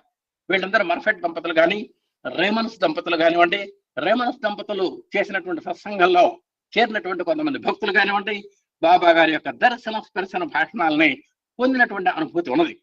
కానీ అలాంటి బాబా గారిని చూడలేదు, ఆయన యొక్క కరస్పర్శ తగలలేదు. ఆయనతో ఆయన సాహిత్యాన్ని మాత్రమే దూరం ఉండి చదువుకొని చార్లెస్ పెన్ అనేటువంటి అతను మరి ఎంతో ధన్యత పొందాడండి. సుదూరంలో ఉన్నా కూడా కింద పడినటువంటి విమానాలని ఆకాశము నుండి వెతుకు సమయములను, సముద్ర తీరమున నత్తలను ఏరుకునేటువంటి సమయంలోను, పూజా గృహంలో తన హృదయం ముందు ఇష్టదేవతామూర్తిని ధ్యానించే సమయంలోను పలుమారు బాబా రూప సందర్శనము కలుగుతుండను. ఆ చార్లెస్ పెన్ అనేటువంటి అతనికి అతను వృత్తిరీత్యా పడ్డ విమానాలను చెక్ చేసుకోవటం కానివ్వండి, తర్వాత మరి సముద్ర తీరంలో నత్తలు ఏరుకునేటప్పుడు, పూజా గృహంలో ఆ పూజ చేసుకునేటప్పుడు, ఇష్టదేవతామూర్తిని ధ్యానం చేసేటప్పుడు సాక్షాత్తు బాబా గారు ఎదురుగా కూర్చున్నట్టుగా మాట్లాడినట్లుగా ఆయనకి అనుభూతి కలిగిందండి. అతని ముందు బాబా కూర్చొని సంభాషించుండను ఎన్నో విషయాలు చెప్పారు బాబా గారు. నిజంగా మనం అక్కడ ఎవరు లేరు, అక్కడ బాబా గారు ఆయన తప్ప ఎవరికి కనపట్టలేదు. ఈ సందర్భాలన్నింటిలో కూడా బాబా అనుగ్రహమును అతను ధన్యునిగా చేస్తున్నది. అతనికి వసంగు అంటే ఇచ్చేటువంటి బోధల యొక్క తీరును, పద సరళిని, ప్రశాంతమైన బాబా ఉపదేశ సరళిని పోలి ఉన్నది. అలాగే స్వామి చెప్పేటువంటి ప్రతి మాట కూడా love all, serve all, help ever, hurt never ఇట్లాంటి మాటలన్నీ కూడా ఆయనకి ప్రత్యక్షంగా ఎదురుగా కూర్చొని బాబా గారు చెప్తున్నట్టుగా ఉన్నది. ఆ విన్నయన్ని కూడా మరి అసలు ప్రశాంతంలో చెప్పేటువంటి బోధలకు కానీ, తన ఎదురుగా కూర్చొని బాబా గారు చెప్తున్నటువంటి మాటలకు కానీ ఎక్కడా తేడా కనపట్టలేదు. అమెరికా నుండి అతడు టైప్ చేసి పంపినటువంటి రచనలను బాబాకు శ్రీ కస్తూరి గారు నివేదించుతుండరి అతను చెప్పినటువంటి తన అనుభూతులన్నింటినీ కూడా టైప్ చేస్తున్నాడు, చక్కగా ప్రింట్ లో పెడుతున్నాడు. పెట్టి అవన్నీ కూడా కస్తూరి గారికి పంపించారు. ఏమంటే ఏమిటి ఈ బోర్లన్నీ మీరు చేశారట ఫలాని చార్లెస్ పెన్ అన్నటువంటి ఆయన పంపించాడు, ఇవి నిజమేనా స్వామి అంటే ఇవన్నీ కూడా నేను చెప్పినటువంటి సూత్రాలే. ప్రతి రచనను బాబా తనదే అని అంగీకరించుతున్నాను. ఇవన్నీ కూడా ధృవీకరించారు స్వామి. ఇవన్నీ కూడా చార్లెస్ పెన్ అనేటువంటి అతనికి నేను చెప్పినటువంటి విషయాలే, యథార్థములే అని చెప్పారు. కొన్ని సందర్భముల్లో అతనికి సులభముగా గ్రాహ్యముగు ఉపమానములతో ఎత్తటి వలె కాక చెప్పుతుందనని బాబా గారు కస్తూరి గారికి చెప్తుంటారట. ఏమయ్యా కొన్ని విశేషాలు మన భారతదేశం వాళ్ళకి కొంత పదజాలం అయితే అర్థమవుతుంటుంది, ఆయనకి అది కూడా అర్థం కాదని ఇంకా తేలికమైనటువంటి ఉపమానాలతోటి పోలికలతో నేను ఆయనకి మన ఆధ్యాత్మిక పథంలో ఎన్నో సూచనలు సలహాలు నేను ఇస్తున్నాను, ఎన్నో బోధలు చేస్తున్నాను అని స్వామి చెప్పడం ఇక్కడ విశేషం. రష్యా దేశమును పుట్టి ఇప్పుడు ఇందిరాదేవి గారి గురించి కొద్దిగా తెలుసుకుందాం. రష్యా దేశమును పుట్టి అమెరికా దేశ పౌరసత్వమును పొంది మెక్సికోలో నివాసం ఏర్పరచుకొని హైందవ నామముతో అంటే హిందూ సంబంధమైనటువంటి పేరుతో ప్రసిద్ధి గాంచినటువంటి ఇందిరాదేవి బాబాను దూరదృష్టి వలనను పిమ్మట మర్ఫెక్ట్ దంపతుల వలనను బాబా మహిమలను గ్రహింపగలిగింది. ఏమిటి ఎవరిన మద్రాసులో పుట్టింది, హైదరాబాద్ లో ఏదో మొత్తం చదువుకుంది, ఇంకేదో బొంబాయిలో పెళ్లి ద్వారా వెళ్ళింది అని మనం ఏదో తేలిగ్గా చెప్పుకున్నట్టుగా రష్యాలో పుట్టిందిట. అమెరికాలో అంటే వాళ్ళ నాన్నగారు మరి అక్కడ ఉద్యోగం చేస్తున్నారో ఏమో, మొత్తానికి అక్కడ విద్యాభ్యాసాలు కానివ్వండి ఏదైనా కానీ ఆ చదువు అంతా కూడా అక్కడ చదువుకుంది, పౌరసత్వాన్ని పొందింది, మెక్సికోలో నివాసం ఏర్పరచుకుంది. బహుశా ఆ దేశస్తుని వివాహం చేసుకొని అక్కడ స్థిరపడి ఉండొచ్చు. ఇలాంటి ఇందిరాదేవి గారు బాబాను దూరదృష్టి వల్ల, ఇక్కడ దూరదృష్టి అంటే ఒకటే అర్థం చేసుకోవాలి, ఇందాక ఆ చార్లెస్ పెన్ అనేటువంటి ఆయన బాబా గారిని చూడకపోయినా కేవలం ఫోటోలో చూసి ఆయన యొక్క తత్వాన్ని ఏ విధంగా అయితే అర్థం చేసుకున్నారో ఇందిరాదేవి గారు కూడా మొట్టమొదట బాబా గారిని ఆ విధంగానే వినడం వల్ల చదవడం వల్ల తెలుసుకొని ఆయన యొక్క తత్వాన్ని తెలుసుకొని వెంబట మరిచెట్టు దంపతుల వల్ల కొంత తెలుసుకొని బాబా మహిమలను గ్రహింపగలిగింది. నిజంగా అప్పటిదాకా ఆమె చూడలే బాబా గారిని. ఇంతకు పూర్వం ఆమె మైసూరుకు వచ్చి యోగి కృష్ణమాచార్యుల యొక్క దగ్గర యోగమును అభ్యసించి, అంతకుముందు మైసూరు వచ్చింది, అక్కడ కృష్ణమాచార్యులు గారిని ఆయన ఉన్నారు, ఆయన దగ్గర యోగా నేర్చుకుంది. మళ్ళీ షాంఘై అనేటువంటి పట్టణానికి వెళ్ళి అక్కడ కొంతకాలము నివసిస్తూ వెంబట మాస్కోలో యోగ ప్రదర్శన మొదలైందండి.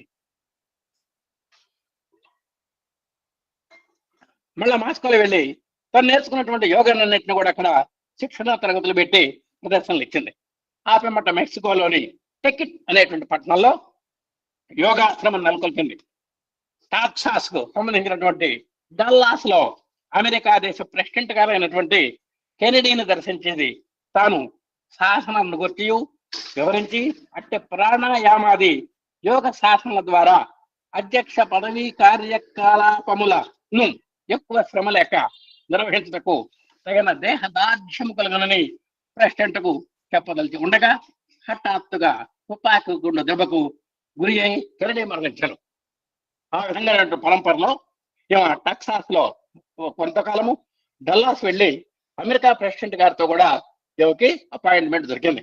ఆ అపాయింట్మెంట్ లో ఏమో చెప్పాల్సినటువంటిది ఏమిటంటే యోగ శాసన, యోగాసనాలు, అలాగే ప్రాణాయామము, ఇవన్నీ కూడా ఆ కెనడీ లాంటి ఒక దేశ అధ్యక్షుడు ప్రధానమంత్రులు ఇవంతా కూడా విధి నిర్వహణలో, కుటుంబ సంబంధమైనటువంటి విషయాల్లో, రాజకీయాల్లో చాలా ఒత్తిడితో కూడినటువంటి మనస్తత్వం కలిగి ఉంటారు. కాబట్టి ఏమంటే మీకేం ఢోకా లేదు, ఈ యోగ సాధన చేస్తే మీకు హాయిగా ఉంటుంది అనేటువంటి ఆ యోగ సాధన నైపుణ్యాలు చెప్పాలని ఒక అపాయింట్మెంట్ కూడా దొరికింది.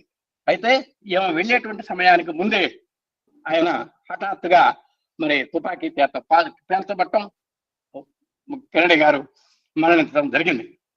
మానవ హృదయం నందు హింస కారణమైనటువంటి అజ్ఞానాంధకారమును నిర్మూలింపగలిగిన జ్ఞాన ప్రకాశ సంపాదన కొరకై ధ్యాన సాధనము సమగ్రముగా చేయదలచి ఆమె మరలా హిందూ దేశమునకు వచ్చాను. ఈ ప్రపంచంలో ఉన్నటువంటి వైషమ్యాలన్నిటికీ, ప్రపంచంలో ఉన్నటువంటి విభేదాలన్నిటికీ మనసు యొక్క ఒత్తిడికి, మానసిక ఆందోళనలకు అన్నిటికీ కూడా నివారణోపాయము యోగ సాధన అని ఆమె గుర్తించిందండి. అంటే యోగ సాధన తద్వారా ధ్యాన సాధన. ఆ విధంగా గుర్తించి ఎట్టయినా సరే దాంట్లో ఒక సమగ్రతని సంపాదించాలని మళ్ళా హిందూ దేశానికి వచ్చింది. 1966 ఏప్రిల్లో మరసెట్టి దంపతులను కలుసుకుంది. వారి సలహా ప్రకారము ఇంద్రాదేవి ప్రశాంతి నిలయంకు వచ్చాను. ఆ విధంగా దూరదృష్టి తోటి ఎన్నో స్వామి యొక్క తత్వాన్ని తెలుసుకొని, విని, చదివి, ఆ జ్ఞానాన్ని అలవర్చుకొని చివరికి 66లో ఆమె స్వయంగా బాబా గారిని కలుసుకోవడానికి వచ్చింది. ఇంకొక వాక్యం సార్, ఇంకొక వాక్యం చదివి ఆపేస్తంతా. ప్రేమ కంటెను, సత్యము కంటెను, అనుగ్రహము కంటెను మిన్నయకు అభయమును బాబా వలన ఆమె పొందగలిగారు. అందుకని సార్ ఈ వాక్యం చాలా గొప్పది. చాలా గ్రేట్. ఆవిడ ఇంద్రాదేవి గురించి నేను చెప్తుంటే నాకు సార్ అటువంటి శ్రీమూర్తి లేరు సార్, అటువంటి భక్తురాలు లేరు. సాయి భక్తుల్లో సుప్రీం అండి. నిజంగా సార్, హిమాలయ పర్వతం ఎంత ఎత్తుందో ఆ స్వామి యొక్క భక్తుల్లో అంత గ్రేడ్ ఉంది సార్ ఇంద్రాదేవి గారికి. అలాంటి ఇంద్రాదేవి గారికి ఒక చిన్న వాక్యం చెప్పాడు చూడండి. ఆమె అభయం కోరుకుందిటండి. స్వామి యొక్క నీ యొక్క అభయం చాలు స్వామి అన్నది. ఆ అభయం వెనుక ఎన్నున్నాయో చూడండి. ప్రేమ కంటెను, సత్యము కంటెను, అనుగ్రహము కంటెను మిన్నయైనటువంటి అభయమును బాబా అభయం వల్ల ఆమె పొందగలిగింది. అలాంటి నీ వెచ్చట ఉన్నప్పటికీ దేని కోరినను తక్షణమే నేను నీ వెంట ఉండి నీ కోరికను తీర్చుతున్నానని బాబా ఆమెకు అభయము సంజ్ఞను. బాబా అనుగ్రహం వల్ల బ్రహ్మానంద సాగరమున నోళ్లాడుతూ దివ్య ప్రకాశానుభూతిని అనుభవిస్తూ బాబా సెలవు పొంది లాస్ ఏంజల్స్ కు తిరిగిపోయింది. ఈ విధంగా ఆమె వచ్చి 66లో స్వామి యొక్క ఇంటర్వ్యూ పొంది స్వామి చేత ప్రసన్నరాలై, నిజంగా ఏ భక్తుడికి ఇచ్చారండి. ఆయన వెంట తిరిగినటువంటి రామం బ్రహ్మం గారితో కూడా, కస్తూరి గారితో కూడా ఈ మాట అన్నారో లేదో నాకు అనుమానం. ఏమో చూడండి, నీ వెచ్చట ఉన్నప్పటికీ, దేనిని కోరినప్పటికీ తక్షణమే నేను నీ వెంట ఉండి నీ కోరికను తీర్చుతును అని బాబా గారు ఇంద్రాదేవి గారికి అభయహస్తాన్ని ఇచ్చి ఆమెను దీవించారు. ఆ విధంగా ఆయన యొక్క అనుగ్రహంలో ఆనందో బ్రహ్మ అంటారు దీన్ని. అలాంటి బ్రహ్మానంద భరితులై, ఈ ఆనంద బ్రహ్మ అంటే ఇంతకంటే ఆనందం లేదు అని అలాంటి ఆనంద తరంగాల్లో ఓలలాడుతూ ఎంతో సంతోషించి మరికొంతకాలం ప్రశాంతి నిలయంలో గడిపి స్వామి యొక్క దివ్య కాంతి పుణ్యాన్ని అనుభవిస్తూ ఆమె సెలవు పొంది చివరికి లాస్ ఏంజల్స్ కి వెళ్ళింది. మనం స్వామి యొక్క అనుగ్రహంతో ఈ విషయాలు మన ఎమ్మెల్యే గారు, ఎంఎల్ గారి యొక్క మరి శుభ కామనలతోటి, స్వామి యొక్క ఆశీస్సులతోటి ఈరోజు ఇలాంటి కొన్ని సత్సంగంలో ఉన్నటువంటి మంచి విషయాలు చెప్పుకోవడానికి అవకాశం దొరికింది. ఈ అవకాశం అనుగ్రహించిన స్వామివారికి, అవకాశం కల్పించినటువంటి ఎమ్మెల్యే దంపతులకు హృదయపూర్వకమైనటువంటి కృతజ్ఞతాభివందనాలు తెలియజేస్తూ, మన ఆసక్తిగా ఉన్నటువంటి ఆత్మీయ సోదరమణులు కూడా ప్రతి పేరున వారికి కూడా అభివాదాలు తెలియజేసుకుంటూ, చాలా కాలానికి మిమ్మల్ని చూడటానికి అవకాశం దొరికినందుకు మరొక సువర్ణ అవకాశంగా భావిస్తూ, ఓం శ్రీ సాయిరాం, అందరికీ సాయిరాం. నిజం సార్, వండర్ఫుల్ అండి. యాక్చువల్గా ఇక్కడ ఆపద్దు కానీ వండర్ఫుల్. ఎందుకంటే స్వామి ఆవిడకి ఇచ్చిన వరాల్లో ఏంటంటే, అద్భుతమైన వరం ఏంటంటే, ప్రశాంతి నిలయంలో నేను ఎలాగా ఉంటే నువ్వు అలాగ తోడు. స్వామి స్నానం చేస్తున్నా, స్వామి కారులో ఉన్నారు, స్వామి తింటున్నారు, స్వామి తినే టైంకి ఆవిడ అనుకుంటే అయితే స్వామి తినే ప్లేట్ ముందు కూర్చున్న పొజిషన్లో కనపడతారు. ఈ ఒక్క అనుగ్రహం మీరు అన్నట్టు కస్తూరి లేదు, ఇంకెవరు లేదు సార్, ఎవరికి ఇవ్వలేదండి. 3 బూన్స్ ఇచ్చారన్నమాట. అక్షయ విభూతి ఇచ్చారు, అక్షయ విభూతి పాత్ర ఇచ్చారు, 108 మాల ఇస్తారన్నమాట. ఎవరికైనా రోగాలు కానీ మళ్ళీ కండిషన్ పెట్టారు. బాగా తాగేసి సిగరెట్ తాగి క్యాన్సర్ చేసుకుంటే తగ్గదు వాడికి. మంచిగా పోసుకుని అవి వైన్ విస్కీ తాగి లివర్ దొబ్బింది అనుకోండి, వాడికి తగ్గదు. అకతాళీయంగా తెలియకుండా వస్తుంటే కొన్ని వ్యాధులు. ఇప్పుడు ఆయన రాఘవేంద్రరావు గారు చూడండి, అది నిజంగా వండర్ఫుల్ అండి. Within span of 3.5 months liver cancer cancel by Bhagwan. So అడుగుతుంది, అందరికి రోగాలు పోతాయంటే స్వామి చెప్తారన్నమాట. ఇవ్వబడుకోడు కొని తెచ్చుకున్న రోగాలు అయితే పోవు. నీళ్ళైతే పోతాయని చెప్పి ఆ యొక్క రుద్రాక్షమాల వండర్ఫుల్ ఎపిసోడ్ అండి ఇందిరాదేవి. ఈరోజు టాపిక్ లో పోయే ముందు 2-3 సార్లు చెప్పిన 2 అంశాలు నాకు బాగా నచ్చినాయండి. ముఖ్యంగా నిన్న జరిగిన ఒక సంఘటన నేను చాలాసార్లు చెప్పిన మీకు కూడా. ఓన్లీ థింగ్ ఇది విశ్వాసం అని అన్నారు. ఇందాక అది టెలిఫిల్మ్ అంది. టెలిఫిల్మ్ కాదు, ముందు విశ్వాసం అన్నారు. సో రిలేటెడ్ దానికి అన్నమాట. మనం సంస్థలో పెట్టిన 3 నియమాల్లో కూడా స్వామి మీద పరిపూర్ణ విశ్వాసం ఉండాలి. Those who are joining in the organization, they must have 100% confident belief. ఇప్పుడు చాలా మందికి లేదు. పైకి తెల్ల డ్రెస్ వేసుకుని యాక్షన్ చేస్తున్నారు సిద్ధరామయ్య. వాళ్ళకే నమ్మకం లేదు స్వామి మీద. వాళ్ళే నడుపుతారు ఆర్గనైజేషన్ ని. దిస్ ఇస్ బేసిక్ క్వాలిటీ అనమాట. స్వామి ఎందు, స్వామి మాటలు ఎందు అత్యంత పరిపూర్ణ విశ్వాసం. This is the first condition అండి ఆర్గనైజేషన్ లో జాయిన్ అయ్యేవాడికి. మనమే లీడర్షిప్ చేసుకుంటూ మనకే స్వామి దేవుడు అని డౌట్ ఉంది అనుకో, లోపల ఉందనుకోండి, మనమే నడుపుతామండి సంస్థలు కుండిపట్టడం ఇటువంటి అపనమ్మకం వాళ్ళే కారణం అది. సో నమ్మకం అంటే నిన్న నాకు జరిగిన సంఘటన అండి. నేను చాలాసార్లు చెప్పాను, మీకు జరుగుతుంది.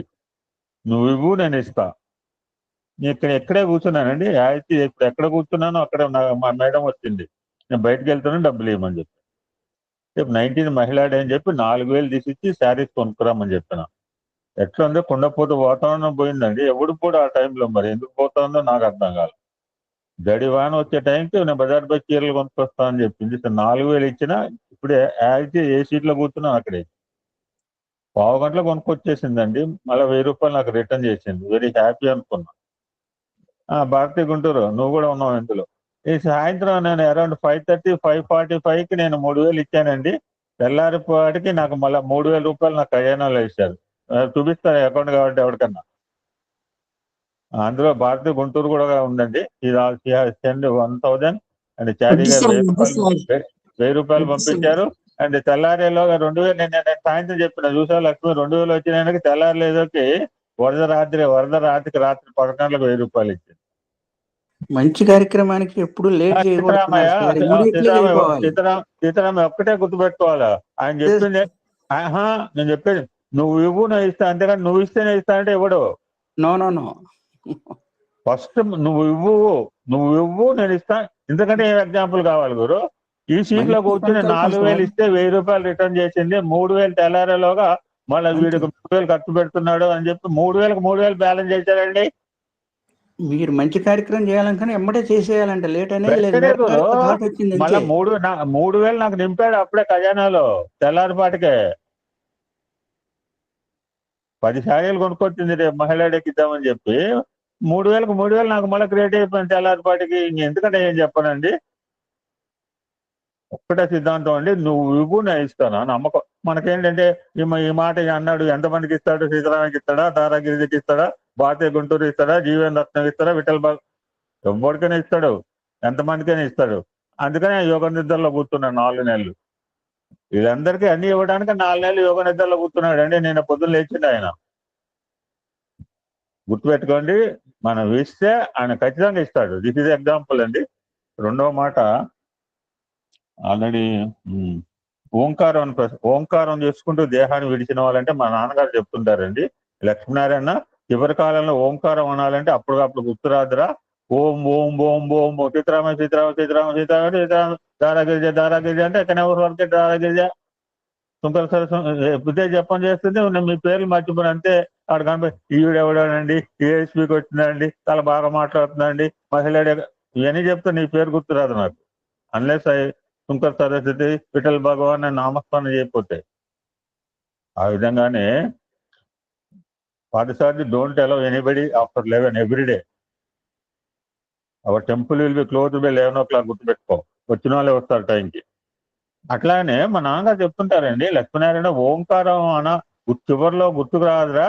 ఎట్లా గుర్తుకు వస్తుంది? 14 ట్యూబులు పెడతారు, ముక్కులో ట్యూబ్, అక్కడ ట్యూబ్, ఇక్కడ ట్యూబ్ పెట్టినప్పుడు ఓంకారం ఎట్లా గుర్తుకు వస్తుందండి? గుర్తుకు రావాలంటే నిరంతరం ఓంకారం అన్న వాళ్ళకి ఓంకారం మించిన మంత్రం లేదండి. ఇందాక సార్ చెప్పారండి, ఓంకారం ఇది స్వీటెస్ట్ అండి బాబు. నువ్వు ఎన్ని భజనలైన పాడు, the most sweetest song is ఓంకారం అండి. ఇక మూడోది మా అత్తగారు విషయం అండి. సాయిరామ్ దాకా సార్ అన్నారు, సాయిరామ్ సాయిరామ్ అంటూ విభూతి నోట్లో ఉంచి పోయేలోగా ఒక ప్రాణం.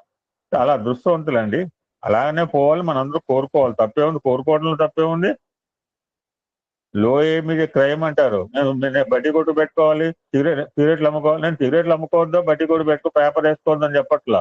ఎందుకు ఆలోచన? ఉన్నతమైన ఆలోచన ఉన్నతమైన హై హై ఎయిమ్స్ పెట్టుకో. ఏమన్నాడు అబ్దుల్ కలాం? కలగంటానికి ఏమైంది? ఒక ఇంజనీర్ డాక్టర్ అవటానికి. అంతేగాని నేను తీసేయట్లా, కూలీనాలని తీసేయట్లా. అన్ని వృత్తుల్లో కూడా ఉన్నారని చెప్పి మనకు రుద్రం చెప్పింది. చెక్కలు కొట్టే వాళ్ళే ఉన్నాడు, కంసాలిలో ఉన్నాడు, కమ్మరి వాళ్ళే ఉన్నాడు, మా అత్తగారు అన్ని మర్చిపోయిందండి, సాయిరామ్ మాట మర్చిపోలేదు. ఇది ప్రాక్టికల్ ఎగ్జాంపుల్ అండి. మా మేడంని అడగని చెప్తుంది. మా మేడం పేరు మర్చిపోయింది, వాళ్ళ అన్న పేరు మర్చిపోయింది. మా మేడం పేరు చెప్పదు, వరలక్ష్మి మర్చిపోయింది, వాళ్ళ అన్న పేరు రామానందం మర్చిపోయింది. సాయిరామ్ అనే మాట మాత్రం ఒక్క సాయిరామ్ మాత్రం పట్టుకుందండి. చివరి క్షణం వరకు ఆవిడ అలాగా అంతేగా 5-6 నెలల పాటు సాయిరామ్ సాయిరామ్, ఒక్క సాయిరామ్ అనే మాట వదిలిపెట్టలేదండి. నన్ను చూసినప్పుడల్లా మా సాయిరాముడు వచ్చిండు, మా బంగారు తల్లి వచ్చింది. మా మేడం అడిగాను, నేను చెప్పుడు కాదు, నేను ఐఎమ్ నాట్ పుట్టింగ్ డబ్బా. నన్ను చూడంగానే మా బంగారు తల్లి వచ్చిందండి. మా సాయిరాముడు ఏమనిపించేది నన్ను చూస్తే? ఎవరిని గుర్తుపట్టలేదండి. నేను కలకటా నుంచి మా అమ్మని హాస్పిటల్ దింపేసి వచ్చి హాస్పిటల్లో జాయిన్ అయింది. ఆ నులుసుడి మీద విభూతి పెట్టి ఒక స్పర్శకి నా టచ్ గుర్తుపెట్టిందండి. అగో మా బంగారు తల్లి వచ్చిన లక్ష్మీనారాయణ. సో స్పిరిచువల్ టచ్ ఎలా ఉంటుందో దిస్ ఈజ్ ఎగ్జాంపుల్ అండి, గుర్తుపెట్టుకునేది. The not ordinary, this is spiritual touch అనమాట. ఆ సాయిరామ్ సాయిరామ్ అన్న మాట మాత్రం క్షణం వరకు వదిలిపెట్టలేదు మా అత్తగారు, అదృష్టవంతురాలు. సో స్వామి 1960 సత్సంగాల్లో భాగంగా పిలిచి ఒక సత్సంగా అండ్ ఈ రోజు ప్రాసెస్ అని తెలుసుకునే ప్రయత్నం చేద్దాం. Today Swami narrated his topic again at Rajahmundry. సంవత్సరం లేదండి ఇక్కడ, అరౌండ్ 60-62 ప్రాంతంలో. The topic of the title is అతీతులు కావాలి. మేనేజ్ సోషల్ యానిమల్ అన్నాడు అరిస్టాటిల్. సోషల్ యానిమల్ అన్నాడు కానీ యానిమల్ లాగా బిహేవ్ చేస్తే ఎట్లా? హూ ఆర్ యూ అంటే ఐఎమ్ మ్యాన్ అంటే స్వామి హాఫ్ మార్క్ వేసేట. అదేం స్వామి హూ ఆర్ యూ అంటే I'm a man correct answer అంటే ఐఎమ్ ఏ మ్యాన్ ఇది కరెక్ట్ ఆన్సర్. కామా పెట్టి ఐఎమ్ నాట్ యానిమల్. అది కామా పెట్టి ఐఎమ్ నాట్ యానిమల్. నేను మనిషి అంటే సరిపోదు. నేను పశువును కాదు కూడా అనుకోవాలట. నేను మనిషిని అంటే హాఫ్ మార్క్ ఇచ్చేట. అదేం స్వామి ఒకటే ఫుల్ మార్క్ ఇవ్వాలి కానీ ఫుల్ మార్క్ ఇవ్వరు. ఐఎమ్ నాట్ యానిమల్ కూడా అనుకుని రాసిన వాడికి ఫుల్ మార్క్ ఇచ్చేట. సో అతీతులు కావాలి. We should be supreme. నిన్ననే అనుకున్నాం, మళ్ళీ మనిషిగా పుట్టే అవకాశం ఎప్పటికి రాదు అంటే నేను చెప్పిన 60 జన్మల దాకా రాదని చెప్పిన సైంటిఫిక్ గా. సో షుడ్ బి ఇప్పుడే అతిథులు కావాలి. దిస్ ఇస్ టైటిల్ అండి. చిన్న విత్తనం క్రమంగా మహావృక్షమైన రీతిగా మనిషి చిన్న చిన్న దాన ధర్మాలు కరుణాపూరిత మృదు భాషం ద్వారా దివ్యత్వం అందుకుంటాడు. నేను అనుకున్న మాట దాన ధర్మాల మాట స్వామి వెంటనే వచ్చేసి నేను చూడలేదు ఏం చెప్తాడో ఇక్కడ మీతో పాటే చూస్తాను. నేను ప్రిపేర్ కూడా కాను. నువ్వు బోధించే దానికి వ్యతిరేకంగా ఆచరించడానికన్నా నీచమైన కర్మ లేదు. ఇప్పుడు నేను త్యాగం చేయనప్పుడు నేను త్యాగం చేయాలి భారతీయ గుంటూరు. నేనేం త్యాగం చేయకుండా భారతీయ గుంటూరు త్యాగం చేయి, చిత్రామయ్య త్యాగం చేయి, తారా గిరిజ నేను వస్తున్నాను నువ్వు త్యాగం చేయంటే ఏం చేయలేదు సార్, ఏం చేయలేదు. ఐఎమ్ రెడీ టు డూ దారా గిరిజ. నన్ను కూడా ఇన్వాల్వ్ చేయి మీ ఇంట్లో స్వామి బర్త్డేలో. You please include me also, not you. నువ్వు ప్రకటించే విధంగా సంచరించలేనప్పుడు మౌనంగా ఉండు. అందుకని స్వామి డ్రిల్ టీచర్ లాగా ఉండాలని. Swami drill teacher, not English teacher or mathematics teacher. ఆడు చెప్పుకుంటూ బోర్డు మీద రాసుకుంటూ పోతాడు. ఆడ వీడికి యాక్షనే ఉండదు. కానీ డ్రిల్ టీచర్ బోర్డు మీద రాయటం కుదరదు. చేతులు లేపుతాడు, 1, 2, 3, 4 ఎక్సర్సైజ్ చేసి చూపిస్తాడు. So that's why Swami told my life is my message. About a అవతారం వల్ల రావణుడు అనలేదు my life is my message. రావణ్ణి తక్కువ అంటలేదు. కృష్ణుడు అనలే my life is my message. Only Sathya Sai Baba మాత్రమే అన్నాడు. నోటితో ధర్మం ధర్మం అంటూ ఉచ్చరిస్తూ ఆచరణలో దాన్ని ఖండించడం ధర్మం ఖండించకు. ధర్మం స్థిరమైనది, అది ఎన్నటికూ దిగజారదు. ప్రవర్తన ద్వారానే మనిషి అంచనా వేయబడతాడు. క్యారెక్టర్ 3/4 ఆఫ్ రిలీజన్ అంటారు స్వామి వివేకానంద. గుర్తుపెట్టుకోండి. క్యారెక్టర్ రిలీజన్ అని ఏడిచేస్తుంటారు, కొట్టుకు వస్తున్నారు. Religion nothing but character. 3/4 of religion character అండి. మన క్యారెక్టర్ మీద డిపెండ్ అయితే మన రిలీజన్ ఏ రిలీజన్ లో ఉంటే ఏముంది, కేవలం నోటి మాటల ద్వారా కాదు. ఇంతకుముందు ఒక ఉపన్యాసకుడు ఈ జిల్లాకు చెందిన ప్రసిద్ధ సిద్ధ పురుషుల లిస్టు మీకు అందించాడు. వారి అనుభవానికి మనం ఏ రీతిగా లాభం పొందాం, వారిని అనుసరించడానికి మనమేం ప్రయత్నం చేసాం. ఇప్పుడు పశ్చిమ గోదావరి జిల్లా ఉంది, కొమారెడ్డి భాస్కరరావు గారు ఆ మిస్సెస్ గారు వసుమత ఎవరు అంటుంటారు ఎప్పుడు కూడా. వాళ్ళ ఎగ్జాంపుల్ చెప్తుంటారు అందరూ కూడా. నువ్వు ఏం పొందాం వాళ్ళ ద్వారా, what lesson we learn from Komareddy Bhaskara Rao, what lesson we learn from Vasumathi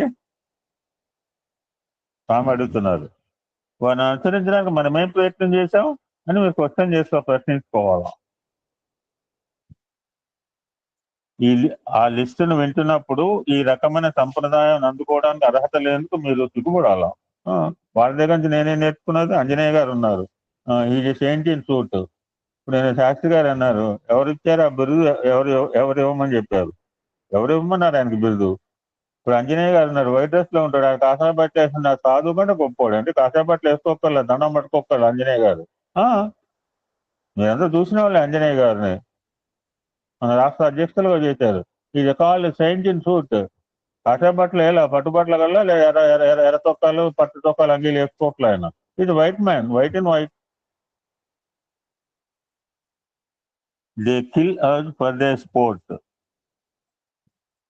life is a tale told by an idiot అని ఒక ఆంగ్ల కవి జీవితం భగవంతుడికి ఒక వినోదం అని, సీతాకోక చిలుకతో కొంచెం సేపు వినోదించి దాన్ని అతను నాశనం చేస్తాడని చెప్పిన పలుకులు అధ్యక్షుడు ఉదాహరించాట.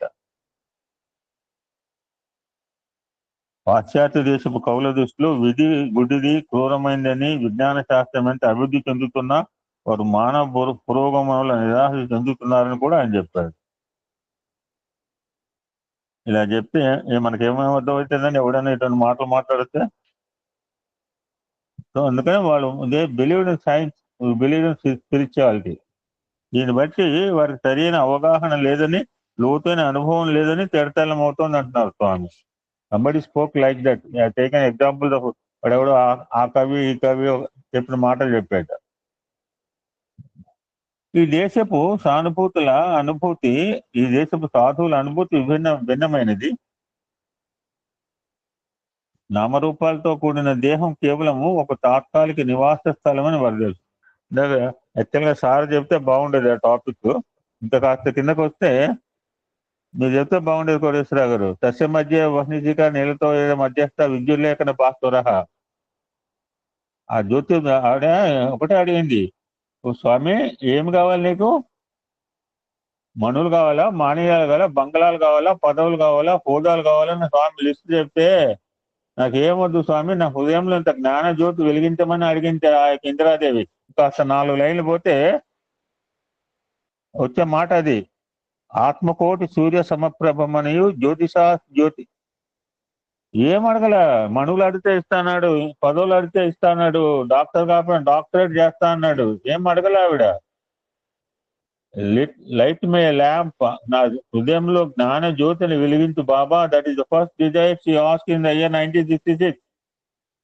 స్వామి దగ్గరకు వచ్చిన మొదటి దర్శనంలో ఇందిరాదేవి స్వామిని అడిగిన మాట.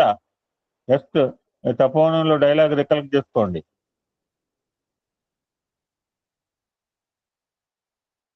రూపనామాల వల్ల, రూపనామములు ప్రతి ఒక్కటి తాత్కాలికమైపోతుంది. గుడిలో దేవుడు మణిమయ ఆభరణములు ధరించినట్లుగా మీరు వింటారు, చూస్తారు. అంటే దేవునికి రూపనామములు ఉన్నట్లు మీ భావన, వానికి కొన్ని హద్దులు ఉన్నాయి. సో రాముడు ఒక రకంగా డెకరేషన్ ఉంటుంది, కృష్ణుడు ఒక రకంగా డెకరేషన్ ఉంటుంది, అమ్మవారు వెంకటేశ్వర స్వామి డెకరేషన్ ఒక రకంగా ఉంటుంది. అదే వెంకటేశ్వర స్వామిని ఇప్పుడు ఈ గరుడోత్సవంలో కృష్ణుడుగా డెకరేట్ చేస్తా, అదే వెంకటేశ్వర స్వామి మోహిని అవతారం జస్ట్ చూడండి, ఒకసారి రికలెక్ట్ చేసుకోండి. ఆ యొక్క బ్రహ్మోత్సవాల్లో ఎట్లా డెకరేట్ చేస్తారు. అదే వెంకటేశ్వర స్వామి, అదే మోహినీదేవి, అదే వెంకటేశ్వర సరస్వతి రూపంలో వస్తాడు. అందువల్ల ఒక్కొక్క వ్యక్తీకరణకు ఒక్కొక్క రీతిగా ఉండటం లేదా తాత్కాలికం. ఇప్పుడు అందరి పేర్లు, అందరు మనుషులు, ఏఎస్బిలో మనుషులు 55 మంది మనుషులు అంటే ఎట్లా తెలుస్తుంది? ఏఎస్బిలో మనుషులారా ఏఎస్బిలు ఆత్మజ్యోతులారా అంటే ఇప్పుడు 55 ఆత్మజ్యోతులు. ఏ ఆత్మజ్యోతి గిరిజాసార్ పలుకుతుందా, కోటేశ్వరరావు గారు పలకాలా, జీవన్ రత్నం పలకాలా? సరైన ఐడెంటిఫికేషన్ అప్పుడు Jeevan Ratnam, Girijasarathi, Vitthal Bhagwan, Bharati Guntur, Lakshminarayana, X and XYZ. ఒక్కొక్క వ్యక్తీకరణకు ఒక్కొక్క రీతిగా ఉండటం వల్ల అది తాత్కాలికము. సుఖం అనుభవించడానికి రూపనామములు ఉండాలి. సుఖంతో పాటు దుఃఖము ఉంటది. Pleasure is interval between 2 pains అంటారు. 2 బాధల మధ్య విరామం ఆనందం అంట. బాగా ఆనందంగా ఉన్నాడు వీడు, విరగిపోతున్నాడు, మళ్ళా పెయిన్. అరే పెయిన్ లో ఉన్నాడు తట్టుకోలేము, మళ్ళీ ఒక ఆనందం. సుఖంతో పాటే దుఃఖం ఉంటుంది. ఒకే నాణానికి 2 వైపుల వంటివి. పదార్థముల పట్ల ఆసక్తి పెంచుకోవడం వల్లే సుఖము దుఃఖము కలుగుతున్నాయి. మీరు ఈ ఇంద్రియములు కానీ మనసు కానీ కాదని వాడిని ఆజ్ఞాపించే దివ్యత్వమే మీ నిజ రూపమని గ్రహించినాడు. సుఖ దుఃఖములని ద్వైతభావం మిమ్మల్ని నాకేం సంబంధం లేదన్నారు స్వామి. బికాస్ ఈ నోటీసెస్ నేను ఆయన దేహి కాదు, నేను దేహిని అని స్వామి రికగ్నైజ్ చేశాడు. మనం దేహము అని అనుకుంటున్నాం. అది బస్సులో సీట్ దొరికితే దొరకలేదనుకో, అరే ఎప్పుడు దొరుకుతుందా, ఎవరు లేస్తాడా, ఎప్పుడు లేస్తే కూర్చుందామా, బికాస్ మన కాళ్ళు నొప్పులు పడతాయి దేహభావంతో. ఈ కాలు నావు కాదు అంటే ఎట్లా కుదురుతుంది? నేను కుదిరి నాకు హైదరాబాద్ నుంచి బెల్లంపల్లికి 4 గంటలు ఏపీ ఎక్స్ప్రెస్ లో నుంచున్నా. పుట్టపర్తి నుంచి ప్రయాణం చేసి వచ్చే మళ్ళీ 6ంటికి ఏపీ ఎక్స్ప్రెస్ పట్టుకుని 10:30కి బెల్లంపల్లిలో దిగాల. 4 గంటలు నుంచోవాలంటే మేము ఎంత ఇబ్బంది అంటే తెల్లారులు మళ్ళీ ప్రయాణం చేసి వచ్చినాం. ఒకటే అనుకున్నా, ఈ కాళ్ళు నావి కాదు. నా కాళ్ళు అంటే కోటేశ్వరరావు గారు లేస్తారా, సీతారామయ్య స్టేషన్ లో దిగుతాడు, వెంటనే మళ్ళీ ఎవడు నేనే కూర్చోవాలన్నా నాలంటే 10 మంది ఉంటారు. ఒకళ్ళు లేస్తే 10 మంది కూర్చోడానికి, మళ్ళీ అక్కడ పోటీ కూడా. మీరు ఈ ఇంద్రియములు కానీ మనస్సు కానీ కాదని వాటిని ఆజ్ఞాపించే దివ్యత్వమే మీ నిజ రూపమని గ్రహించిన నాడు సుఖ దుఃఖములనే ద్వైత భావం మిమ్మల్ని బాధించదు. భారతదేశ అధ్యక్షునికి పితృవియోగం కలిగింది. అయితే అతడు బాధను అధ్యక్ష పదవికి కూడా ఆపాదించలేదే. స్వామివారు తల్లిపోతే కార్యక్రమం కూడా అప్పుడు అందరు కూడా అనుకున్నారు 72లో స్వామి ఇండియన్ కల్చర్ ప్రోగ్రామ్ భారతీయ సంస్కృతి ఆపేస్తాడు, ఇలా హాలిడే డిక్లేర్ చేస్తాడు అనుకున్నట. ఎవరు చెప్పలేట. ఒకళ్ళు చెప్పేట కర్మకాండం పుట్టపర్తి తీసుకుపోయి అక్కడ డ్యూటీ అని చెప్పేట ఇక్కడ ఇండియన్ కల్చర్ ప్రోగ్రామ్ మే 6వ తారీఖు నడిపేట. అధ్యక్షుడుగా తన విధులని యథారీతిగా నిర్వహించాడు. అలాగే బాధ నుండి నువ్వు వేరు చేసుకో. నీ సామ్రాజ్యానికి నువ్వే అధ్యక్షుడివి. ఈ మనస్సు ఇంద్రియాలు ఇవన్నీ నీ సేవకులు. నీ ఆజ్ఞలు పాటించడమే వాని కర్తవ్యము అంటున్నారు.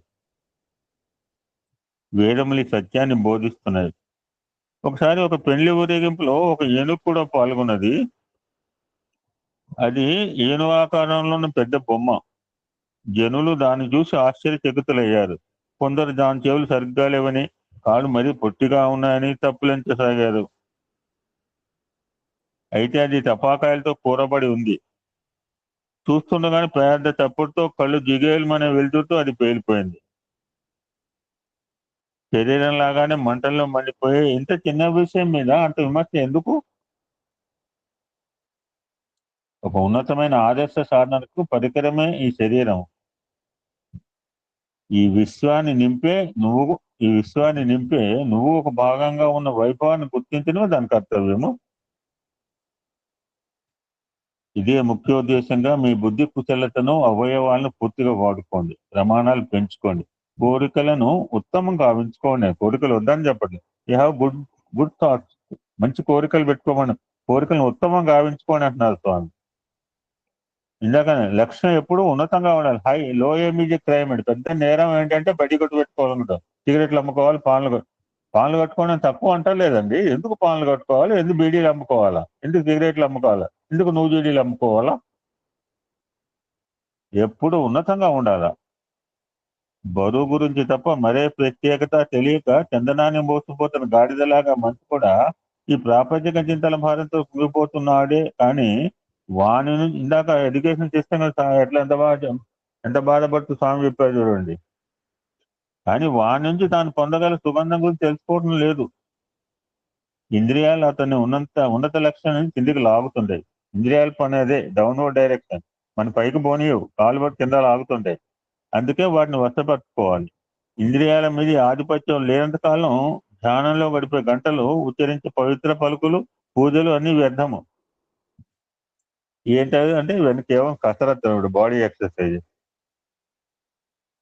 నిజమైన భక్తి చెలించదు. ఓటమి, నిరాశ, కష్టాలు, కడగండ్లు, అహంకారం, అతిశయాల నుంచి, అశాంతి, పిరికితనాల నుంచి ఇది తట్టుకోవాలా. ఎవరైనా తట్టుకున్నారా అంటే జయదేవుడు, తుకారాము, రామదాసు, సక్కుబాయి మొదలైన వారి జీవిత చరిత్రలు పఠించండి. రాధ పట్ల గోపికలు ఏ విధంగా అసూయ వ్యక్తపరిచారో చదవండి. పరమాత్మ మార్గంలో నడవటానికి వారు పడిన కష్టాల గురించి అప్పుడు మీకు తెలుస్తుంది. రాకెట్లతో చంద్రుని చేరే, భూమి చుట్టూ ఉపగ్రహాలు ప్రదక్షిణ చేయించే కొన్ని దేశాలను చూసి నోరు వెళ్ళబడుతున్నారు చాలా మంది ఉన్నారు. వారు అంతరాళంలో లక్షల మైళ్ళ దూరం చుట్టవచ్చు, కానీ తమ ఇరుగు పొరుగు అన్నదమ్ముల వైపు ఒక్క అడుగు కూడా నడవలేరు. కొంతమంది అంటున్నారు సునీత విలియమ్స్ ఆరోగ్యం చెడిపోయింది, వారం రోజులు వస్తుంది చెప్పి 6 నెలలు ఉంచుతారా, ఆడ మొహాలంతా లొట్టబొక్కలు అయిపోయినాయి, ఇన్ని రోజుల పాటు అక్కడ గురుద్వారా వెయిట్లెస్ స్టేట్ లో ఉండకూడదు అని కామెంట్ చేస్తున్నారు కొంతమంది. అంతర్గత సత్యాన్వేషణకు వారికి ధైర్యం లేదు. బాహ్యమైన భ్రాంతిని ఛేదించాలని వారి ఆసక్తి. అందరిలో ఉన్న సత్యం నీలోనే ఉంది, దానికోసం వెతుకు.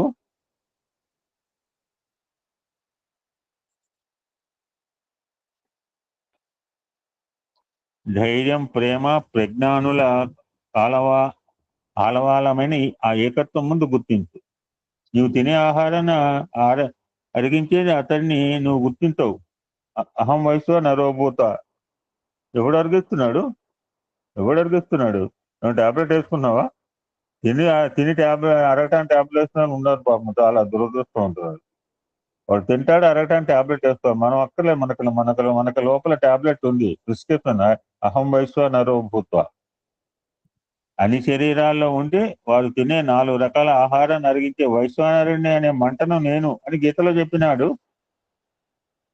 ఆ మంట ఆహారాన్ని జీర్ణం చేస్తుంది, కానీ జీర్ణక్రియలో పొట్టనే కాల్చివేయదు కదా. అతనికి ఆసక్తి లేనప్పటికీ అన్ని చర్యలకు మూలమత్తడే. మనకేం సంబంధం లేదండి, but he the prime person, మనకి ఏమి సంబంధం లేదు. ఇంకొక పేరా చూస్తే ఈరోజు సత్సంగం పెద్ద చెప్పారు స్వామి. తాను పుట్టిన బురదకు పెరుగుదల ఉపకరించిన నీటికి అన్నట్లే ఉంటుంది తామర వలె ఉండండి. పూర్వజన్మలో సంపాదించిన మంచి చెడులే జీవి జన్మించిన బురద. ప్రపంచమనే మాయ దాన్ని పోషించే నీరు. అయితే వీటి ప్రభావం నీ మీద పడనీయకు. తామర పువ్వు వలె ప్రాపంచిక బంధములకు అతీతుడు పోవాలి. నువ్వు ప్రపంచంలో ఉన్నప్పటికీ ప్రపంచం నీలో, మన పడవ నీళ్ళనే నీళ్లు పడవలో రాకూడదు. నీళ్లు పడవలోకి వచ్చేలాగానే మన పని చక్కబెట్టుకోవాలా, గమ్యస్థానం చేరుకోవాలి. వచ్చే అవకాశం ఉంటుంది, ఇవాళ రేపన్నా వస్తాయి. అది వచ్చేలోగానే పడవ నీళ్ళలో ఉండాలి, అంతేగా నీరు పడవలో రాకూడదు. ప్రపంచంలో ఉన్నప్పటికీ ప్రపంచం నీలో చేరి నీ విలువలను పాడు చేయకూడదు. దిగజారిన అభిరుచిలో ఇక్కడికి వస్తూ కూడా మీరు బుధాన ట్రాన్సిస్టర్ తగిలించుకు రావడానికి కారణం. అంటే ఆ రోజు చిన్న చిన్న ట్రాన్సిస్టర్లు పట్టుకుని పోయేవాళ్ళు, చూసే ఉంటావు సీతారామయ్య, క్రికెట్ మ్యాచ్లు వినటానికి లేదా పాటలు వినటానికి. ఇప్పుడు సెల్ ఫోన్ లాగా ఆ రోజు చిన్న చిన్న ట్రాన్సిస్టర్లు ఉండేది సీతారామయ్య, నీకు తెలుసు ఆ రోజుల్లో. అవును సార్, అవును ఉంది. స్మాల్ ట్రాన్సిస్టర్ అనమాట. అదొక ఫ్యాషన్ అనమాట. ఇప్పుడు ఎవడో ఒకటి పెడతాడు, అది దాని చుట్టూ చేస్తాడు క్రికెట్ మ్యాచ్ గురించి లేదా ఫుట్బాల్ ఆట గురించి. ఇది ఒక ఫ్యాషన్ గా మారింది. అల్లులు కూడా మామగారుల నుంచి ఎంత త్వరగా వెళితే అంత తొందరగా ట్రాన్సిస్టర్ లాగాలని చూస్తున్నారు. ఒక కొడుకు పెద్ద పట్టణంలో ఉంటున్నాడు. ఒకసారి అతని తండ్రి అతన్ని చూడటానికి పట్టణం వచ్చాడు.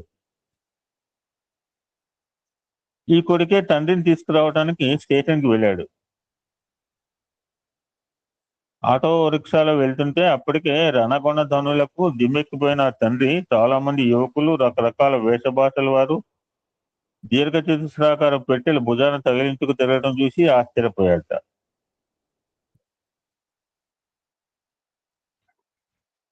ఆ ఊళ్ళో క్షౌరం చేయించుకుంటే ఎంత అవుతుందని కొడుకుని అడిగాడు. అతడు ₹1 అని చెప్పడం విని అతను ఆశ్చర్యానికి అంతులేదు. ఇంత మంచి బట్టలు వేసుకుని ధనవంతుల్లాగా కనిపిస్తున్న ఈ మంగలి వాళ్ళని చూసి ₹5 తీసుకుంటారనుకున్నాను అంటాడు అతను. పాపం ట్రాన్సిస్టర్లని మంగళపెట్టెలుగా భావించాడు పిచ్చివాడు. పాశ్చాత్య సంగీతంలో ఆలు రావు. శంకరాభరణంలో కనుక ఆ శంకర శాస్త్రి పక్కన వాళ్ళ సంగీతం అలా ఉంటుంది. చరిత్ర, రాజకీయాలు, భూగోళంలో వార్తలను అర్థం చేసుకోవడానికి. న్యూస్ అంటే north, east, west, south. NEWS news అంటే ఏముంటాయి? North, east, west and south 4 దిక్కుల గురించే ఉంటాయి న్యూస్ లో. చరిత్ర, రాజకీయాలు, భూగోళంలో వార్తల అర్థం చేసుకోవడానికి అనుమాత్ర ప్రత్యయం కానీ వీరిలో చాలా మందికి ఉండదు. చేతికి గడియారాలు ధరిస్తారు కానీ టైం తెలుసుకోవడానికి పక్కవాడికి తమ వాచీలు చూపిస్తారు వారు. గడియారం మనమేం బాధపడక్కలేదు. ప్రాక్టికల్ గా మనం చూసిన వాళ్ళమేనండి. స్వామి చెప్పిన దాంట్లో 100% కరెక్టే. గడియారం చూడటం వీరికి రాదు. టైం ప్రకారం చేయడానికి పనులేమీ లేవు వీరికి. ఇదంతా అనవసరంగా లేనిపోని గొడవలు తెచ్చుకోవటం. యూ కెన్ స్టాప్ హియర్ అండి. I can continue next section. Today ఈరోజు ప్రాసెస్ కొంచెం తెలుసుకుని you can conclude the session. ఇది కంటిన్యూ చేస్తే దానికి టైం ఉండకపోవచ్చు.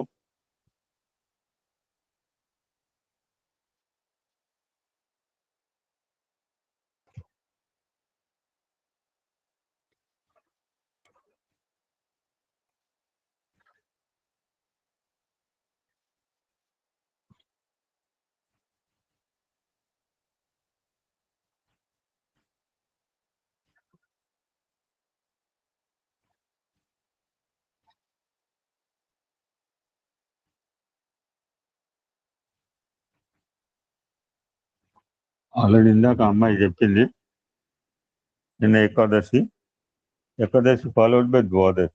It's not ordinary Dwadashi, it's called Kshirabdi Dwadashi, also called Chiluku Dwadashi. Brief message అండి. Already కొన్ని పెట్టాను, తర్వాత పెడతాను మీకు. You can record it also. ఈ నెల కార్తీక మాసమే అత్యంత పవిత్రమండి. అంటే కార్తీకం తర్వాత మార్గశిరం పవిత్రం. మాసాల్లో మార్గశిరం నేనే, నాకు కృష్ణ పరమాత్మ నేనే. ఒక అమ్మాయి ఎవరో చదివారు. ఎవరు చదివారు? దారాగిరి చెప్పగలరు. సుజాత నారాయణ గారు చదివారు. ఆవిడ చదవాల్సిన దానికంటే ఎక్కువ చదివింది ఎందుకు? అంటే అదే sir. Don't use your brain, use my brain only. మీ బుర్రలు వాడకండి దయచేసి ఏమైనా ప్రోగ్రామ్ ఉన్నప్పుడు. Use my brain. మీరు ఎంతవరకు అంతవరకు ఉండాలి లిమిటేషన్. సో కార్తీక మాసం ఇంపార్టెన్స్, మార్గశిర మాసం మాసాల మార్గశిరం అన్నాడు. మరి కార్తీక ఏమో ఇంపార్టెన్స్ నేను అంటున్నా. ఎక్కడికక్కడ అలా చెప్పుకోవాలి మనం. మహిమాన్వితమైనది, శివకేశవులకి ప్రీతికరమైన మాసము. ఈ మాసంలో ప్రతిరోజు పర్వదినమే. అటువంటి మాసంలో క్షీరాబ్ది ద్వాదశి, చిలుకు ద్వాదశి అత్యంత పవిత్రమైనది. ప్రతిరోజు రాత్రే Shivaratri is holiest day. Kartika శుద్ధ ద్వాదశి నాడు కృతయుగంలో దేవతలు, రాక్షసులు అమృతం కోసం క్షీరసాగర్ మధురాన్ని ప్రారంభించిన రోజు ఈ రోజు. That's why it is called Kshirabdi Dwadashi అని పిలుస్తారు. దేవదానవులు అమృతం కోసం క్షీరసాగర్ మదనం ప్రారంభించింది ఈ రోజు. That's why it is called Madana ద్వాదశి.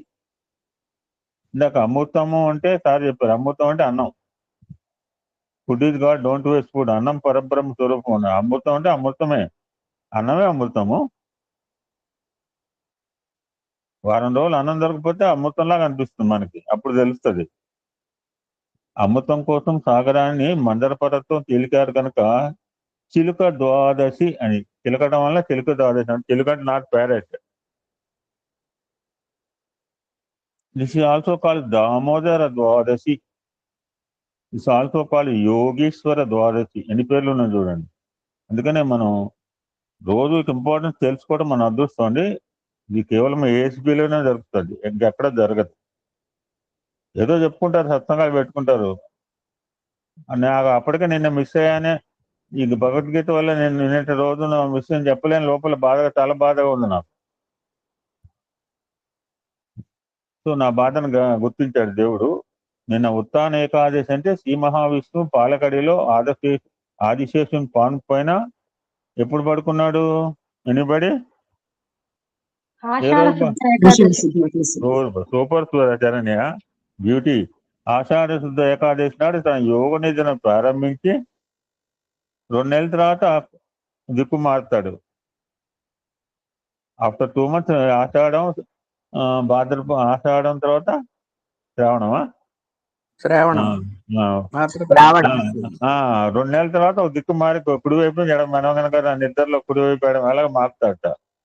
సరే, నిన్నటి రోజున కార్తీక శుద్ధ ఏకాదశి నాడు కనులు విప్పి యోగ నిద్ర నుంచి మేల్కొన్న రోజుకి ఉత్తాన ఏకాదశి అని పేరు. అటువంటి ఉత్తాన ఏకాదశి నిన్న నాడు ఈ మహావిష్ణువు, నేను నిన్న చెప్పలేదుకు స్వామి నాకు ఇవాళ చెప్పిస్తున్నాడు. యోగ నిద్ర నుంచి మేల్కొని బ్రహ్మతో కలిసి తన ప్రియురాలైన తులసి ఉండే బృందావనంలోకి ద్వాదశి నాడు ప్రవేశిస్తాడట. అందుచేతనే తులసి మొక్క వద్ద క్షీరాబ్ది ద్వాదశి నాడు దీపములు వెలిగించి పూజలు జరపటం ఇప్పటికని చేయండి. ముందుకు పోయింది ఏం లేదు. సో కనుక ఈరోజు శ్రీమూర్తులు ఆ తులసి కోట దగ్గర ఆరాధన చేసి దీపారాధన పూజలు కూడా చేసుకోవచ్చు. లక్ష్మీనారాయణ పూజలు చేసుకుంటారు అన్నమాట. తులసి ధాత్రి లక్ష్మీనారాయణ. ఈ రోజున తులసి మొక్క వద్ద శ్రీ మహావిష్ణు స్వరూపంగా ఉసిరి మొక్క నుంచి పూజలు చేస్తుంటారు.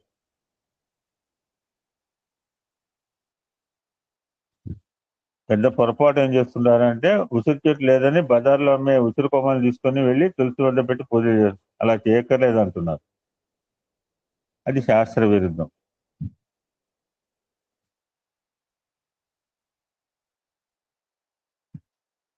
ఇంకొక మాట చెప్తున్నాడు, కార్తీక మాసంలో ఎట్టి పరిస్థితుల్లో ఉసిరి చెట్టు కొమ్మలు విరవటం కానీ నరకటం మంచి పని కాదు. అటువంటి క్షీరసాగర మదనంలో జన్మించిన తేజోభరితమైన అమృత కలశాస్తమై సకల సిరులతో ఆవిర్భించిన లక్ష్మీదేవిని శ్రీ మహావిష్ణువు దేవదానవ సమక్షంలో వివాహం ఆడుతాడు. సో కొన్ని ప్రాంతాల్లో ఈరోజు లక్ష్మీదేవికి నారాయణకి వివాహం కూడా చేస్తుంటారు. ఇవాళ భక్తి టీవీలో చూడండి, పూజ చేయిస్తుంటాడు. తులసి పూజ చేయిస్తాడు బహుశా సాయంత్రం. బృందాదేవి శాపం వల్ల లోకానికి మహోపకారం జరిగే శ్రీ మహావిష్ణు సాలగ్రామ రూపం ధరించినది ఈ మహోత్సవమైన రోజే కార్తీక శుద్ధ ద్వాదశి. అప్పుడప్పుడు మీ మధ్య కూడా ఎవరో పెట్టారు చిత్ర, ఆ యొక్క సాలగ్రామంలో శ్రీ మహావిష్ణు పడుకున్నట్టుగా మనం చూసాం. మీరు చూసే ఉంటారు, మీరు చాలాసార్లు చూసారు. ఎప్పటికప్పుడు ఫ్రెష్ గా పెడుతుంటారు కొంతమంది. ఓం నమో నారాయణాయ. మహాప్రసాద జనని సర్వ సౌభాగ్యవర్ధిని అధివ్యాధి జరాముక్తం తులసిత్వా నమోస్తుతే. అందరం కూడా తులసి ప్రదక్షిణ చేస్తున్నాం అనుకోండి. గోప ప్రదక్షిణ నీకిస్తున్నమ్మా, గోవిందు సన్నిధి నాకియ్యవమ్మ. ఒంటి ప్రదక్షిణ నీకిస్తున్నమ్మా, వైకుంఠ సన్నిధి నాకియ్యవమ్మ. రెండో ప్రదక్షిణ నీకిస్తున్నమ్మా, నిండైన సంపదలు నాకియ్యవమ్మ. మూడో ప్రదక్షిణ నీకిస్తున్నమ్మా, ముత్తైదువతనం నాకియ్యవమ్మ. నాలుగో ప్రదక్షిణ నీకిస్తున్నమ్మా, నవధాన్య రాశులు నాకియ్యవమ్మ. ఐదవ ప్రదక్షిణ నీకిస్తున్నమ్మా, ఐదవ తనం నాకియ్యవమ్మ. ఆరో ప్రదక్షిణ నీకిస్తున్నమ్మా, అత్తగల పుత్రుని నాకియ్యవమ్మ. ఏడో ప్రదక్షిణ నీకిస్తున్నమ్మా, వెన్నుని ఏకాంత సేవియవమ్మ. ఎనిమిదవ ప్రదక్షిణ నీకిస్తున్నమ్మా, యముని చేత బాధలు తప్పించవమ్మ. తొమ్మిదవ ప్రదక్షిణ నీకిస్తున్నమ్మా, తోడుగా కన్యలు తోడియవమ్మ. పదవ ప్రదక్షిణ నీకిస్తున్నమ్మా, పద్మాక్షి నీ సేవ నాకియ్యవమ్మ. ఎవరైనా పాడుకోవచ్చుట, శ్రీమూర్తులే కాదు. నేను వేదంలో చెప్పాడు 3 రకాల మనసులో, మానసికంగా, బుద్ధిపరంగా, గురుపరంగా, స్త్రీపరంగా. అంటే చంచలం ఉన్నది. ఇక్కడ స్త్రీ అంటే don't think, female and male. ఎవరు పాడినా ఏకాదశి మారిన పుణ్యస్తులు పాడితే పుత్ర సంతానం. రామ తులసి, లక్ష్మీ తులసి, నిత్యం మా ఇంట కొలువై వెలిసేలేవమ్మ అని పాడుతుంటారు అనమాట. ఒక కథ చెప్తానండి. This you can try to conclude. ఈ క్షీరాబ్ది ద్వాదశి పూజ చేయలేని వాళ్ళు కనీసం ఈ భక్తి శ్రద్ధలతో ఇప్పుడు చెప్పే కథను వింటే చదివినా చాలు అని శాస్త్రం చెప్పింది. అని పూజ మానేయమని చెప్పలేదు. అరగంట సేపు పూజ ఎప్పటికైనా చేసుకోవచ్చు. పాండవులు రాజ్యం పోగొట్టుకుని ద్వైతవనంలో ఉన్న సమయంలో అక్కడికి వచ్చిన వ్యాస మహర్షికి సకల ఉపచారాలు చేశారు. కష్టాల్లో ఉన్నామే, కొంతమంది చేస్తుంటాం, కష్టాల్లో ఉంటే ఎవరిని వస్తే వాళ్ళని పట్టుకోరు కూడా. మనమే ఎగ్జాంపుల్, మనమే, ఇంక వేరే వాళ్ళు ఎందుకు. మన కష్టాల్లో ఉన్నాం అనుకుంటే ఎవరిని వస్తే వాళ్ళ గురించి అసలు పట్టించుకోమనేది. కానీ పాండవులు అలా చేయరు. మనుషుల ధర్మబద్ధమైన కోరికలు ఏ ఉపాయంతో సిద్ధిస్తాయో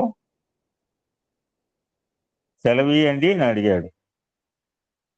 అప్పుడు వ్యాస మహర్షి 2 వ్రతాలు సూచించారు. వాటిలో మొదటి క్షీరాబ్ది ద్వాదశి వ్రతము, రెండోది క్షీరాబ్ది శయన వ్రతం.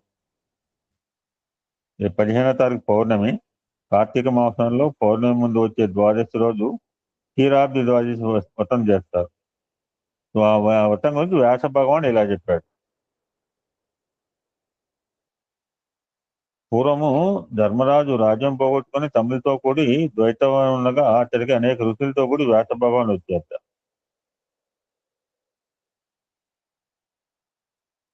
అప్పుడు ఆయన దగ్గర పెట్టి సకల ఉపచారాలు చేసి ధర్మరాజు అడుగుతాడట. వెంటనే మొదలుపెట్ల స్టోరీ టెల్లింగ్. స్వామి, మీరు ఎల్ల ధర్మంలో ఉపదేశించదగిన మహానుభావులు కదా, మీకు తెలియని ధర్మ సూక్ష్మాలు లేవు. మనుషులకు సర్వకాములను ఏ ఉపాయం చేత సిద్ధించుకోవాలని తెలవేండు అని అడిగ్గా అప్పుడు అని చెప్పాట. మంచి ప్రశ్న వేశావే, అది నా గురించి అని చెప్పాల, మనుషుల గురించి అన్నాడు. ఇదే విషయాన్ని పూర్వం నారద మహాముని బ్రహ్మను అడుగ్గా అతడు సర్వకామ 2 వ్రతాలు చెప్పాట. ద్వాదశి వ్రతము, క్షీరాబ్ది శయన వ్రతము. కార్తీక శుక్ల ద్వాదశి నాడు రుద్దుకూకిన తర్వాత పాల సముద్రంకి లేచి మహావిష్ణువు సమస్త దేవతలతోడును మునులతోడును లక్ష్మితోడును కూడి బృందావనము వచ్చి ఉండి ఒక ప్రతిజ్ఞ చేసినాడు. ఏమనగా, ఏ మానవుడైనను ఈ కార్తీక శుద్ధ ద్వాదశి నాటి కాలమున సర్వమునులతో దేవతలు కూడి బృందావనం ఎంచేస్తున్న నన్ను లక్ష్మీదేవితో కూడా పూజించి తులసి పూజ చేసి తులసి కథను విని భక్తితో దీపదానం చేయను వాడు సర్వపాపములు వీడి నా సాయుధ్యం పొందును అని శపథం చేసినాడు. కావున నీవును పుణ్యకరమైన ఈ వ్రతము చేయము అని వ్యాసుడు చెప్పగా అప్పుడు ధర్మరాజు, అయ్యా, ఈ వ్రతము చేయవలసిన విధానం ఎట్టితో నాకు చెప్పమని అడుగుగా వాసుడు ఈ విధంగా చెప్పాడు వ్యాస భగవానుడు. ఏకాదశి నాడు ఉపవాసం చేసి ద్వాదశి పాలన చేసి సాయంకాలమున మరల స్నానం చేసి శుచి అయి తులసికోట దగ్గర చక్కగా శుద్ధి చేసి 5 వన్నెల ముగ్గు పెట్టి అలంకరణ చేసి తులసి మాత సహితులే లక్ష్మీ సహితులే విష్ణువును తులసిని భక్తితో ఆరాధించాలి.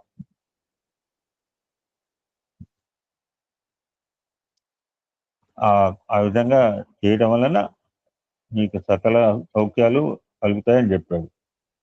ఈ విధంగా ఏ మానవుడైనా చేయవచ్చును, వాళ్ళ యొక్క ఇష్టాలు సిద్ధిస్తాయని చెప్పాడు. అప్పుడు ధర్మరాజు అది విని దీపదానం మహిమ అని చెప్పమని అడుగుగా వ్యాసుడు ఈ విధంగా చెప్పాడు. దీపదానం చేయవచ్చు మనం కూడా, ఏం పెద్ద కాస్ట్లీ ఏం కాదు. ఓ ఉదిస్తారా, దీపదాన మహిమ అనేవాడు చెప్పగలుగును. కార్తీక శుద్ధ ద్వాదశి దినమున బృందావన సమీపంలో దీపదానం చేయవలను. ఒక దీపదానముచే ఉపాతకములు పోవును, నువ్వు చేసిన విష్ణు సారూప్యం కలుగును. అంటే 1, 2 అని చెప్పట్లేదండి, జస్ట్ కౌంట్ అనమాట.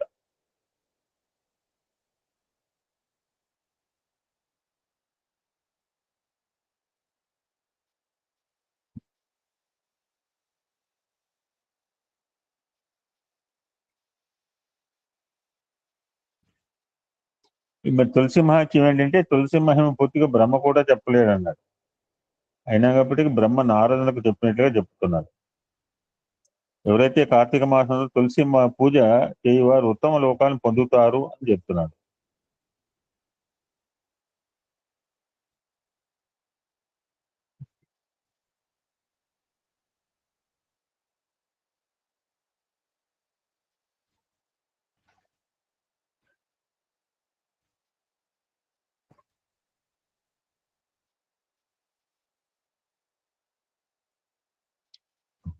అక్కడ మనం ఆ ఉసిరి చెట్టు దగ్గర చేస్తున్న మంత్రాలు చెప్పుకొని వీ కెన్ కంక్లూడ్.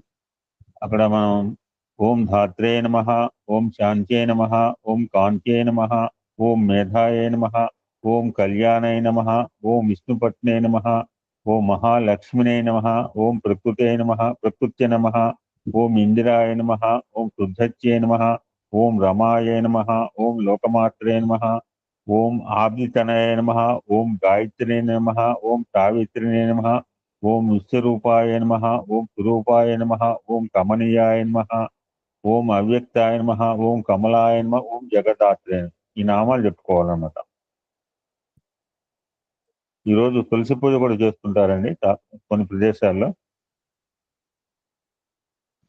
హిందూ పురాణంలో తులసిదేం బృందగా పిలుస్తుంటారు. ఈమె కాలనేమైన రాక్షసుని అందమైన కూతురు. ఆ యువరాన్ని జలంధర్ అనే రాక్షసుని వివాహం చేసుకుంటుంది. ఆ శివుడు 3వ కన్ను నుంచి పుట్టిన అగ్నిలో నుంచి పుట్టడం వల్ల జలంధరుకు అపారమైన శక్తులు కలిగాయట.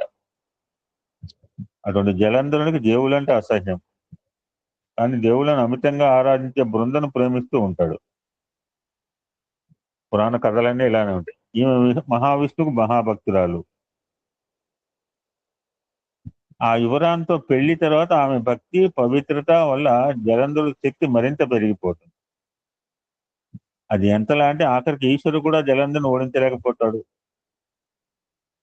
అతను మూర్ఖత్వంతో శివుడినే ఓడించి సమస్త విశ్వానికి అధిపతి కావాలని కలలుగంటాడు.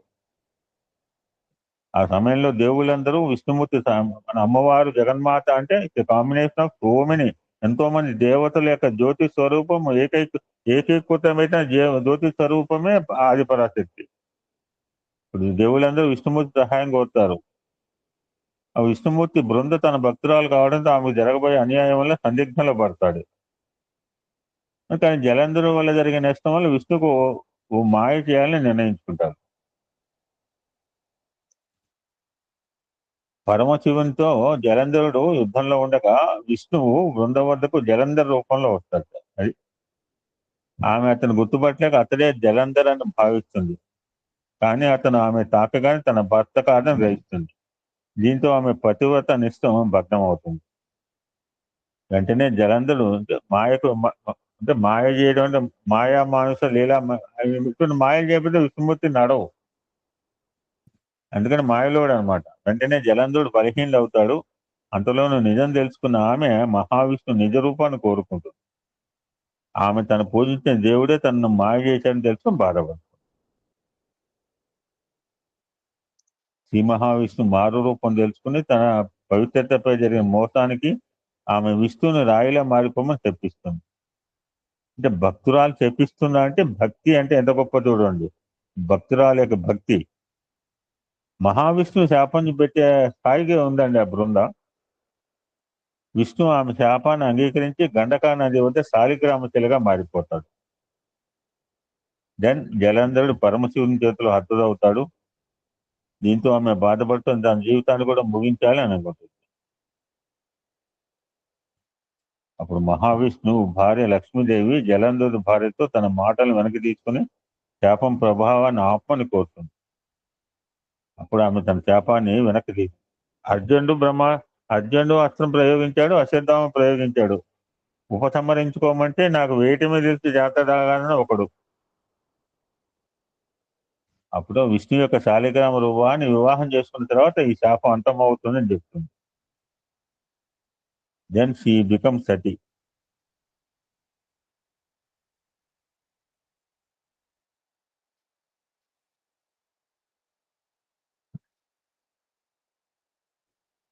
ఓం శాంతి శాంతి శాంతి. సమస్త లోకా సుఖినో భవంతు. లోకా సమస్త సుఖినో భవంతు. ఓం శాంతి శాంతి.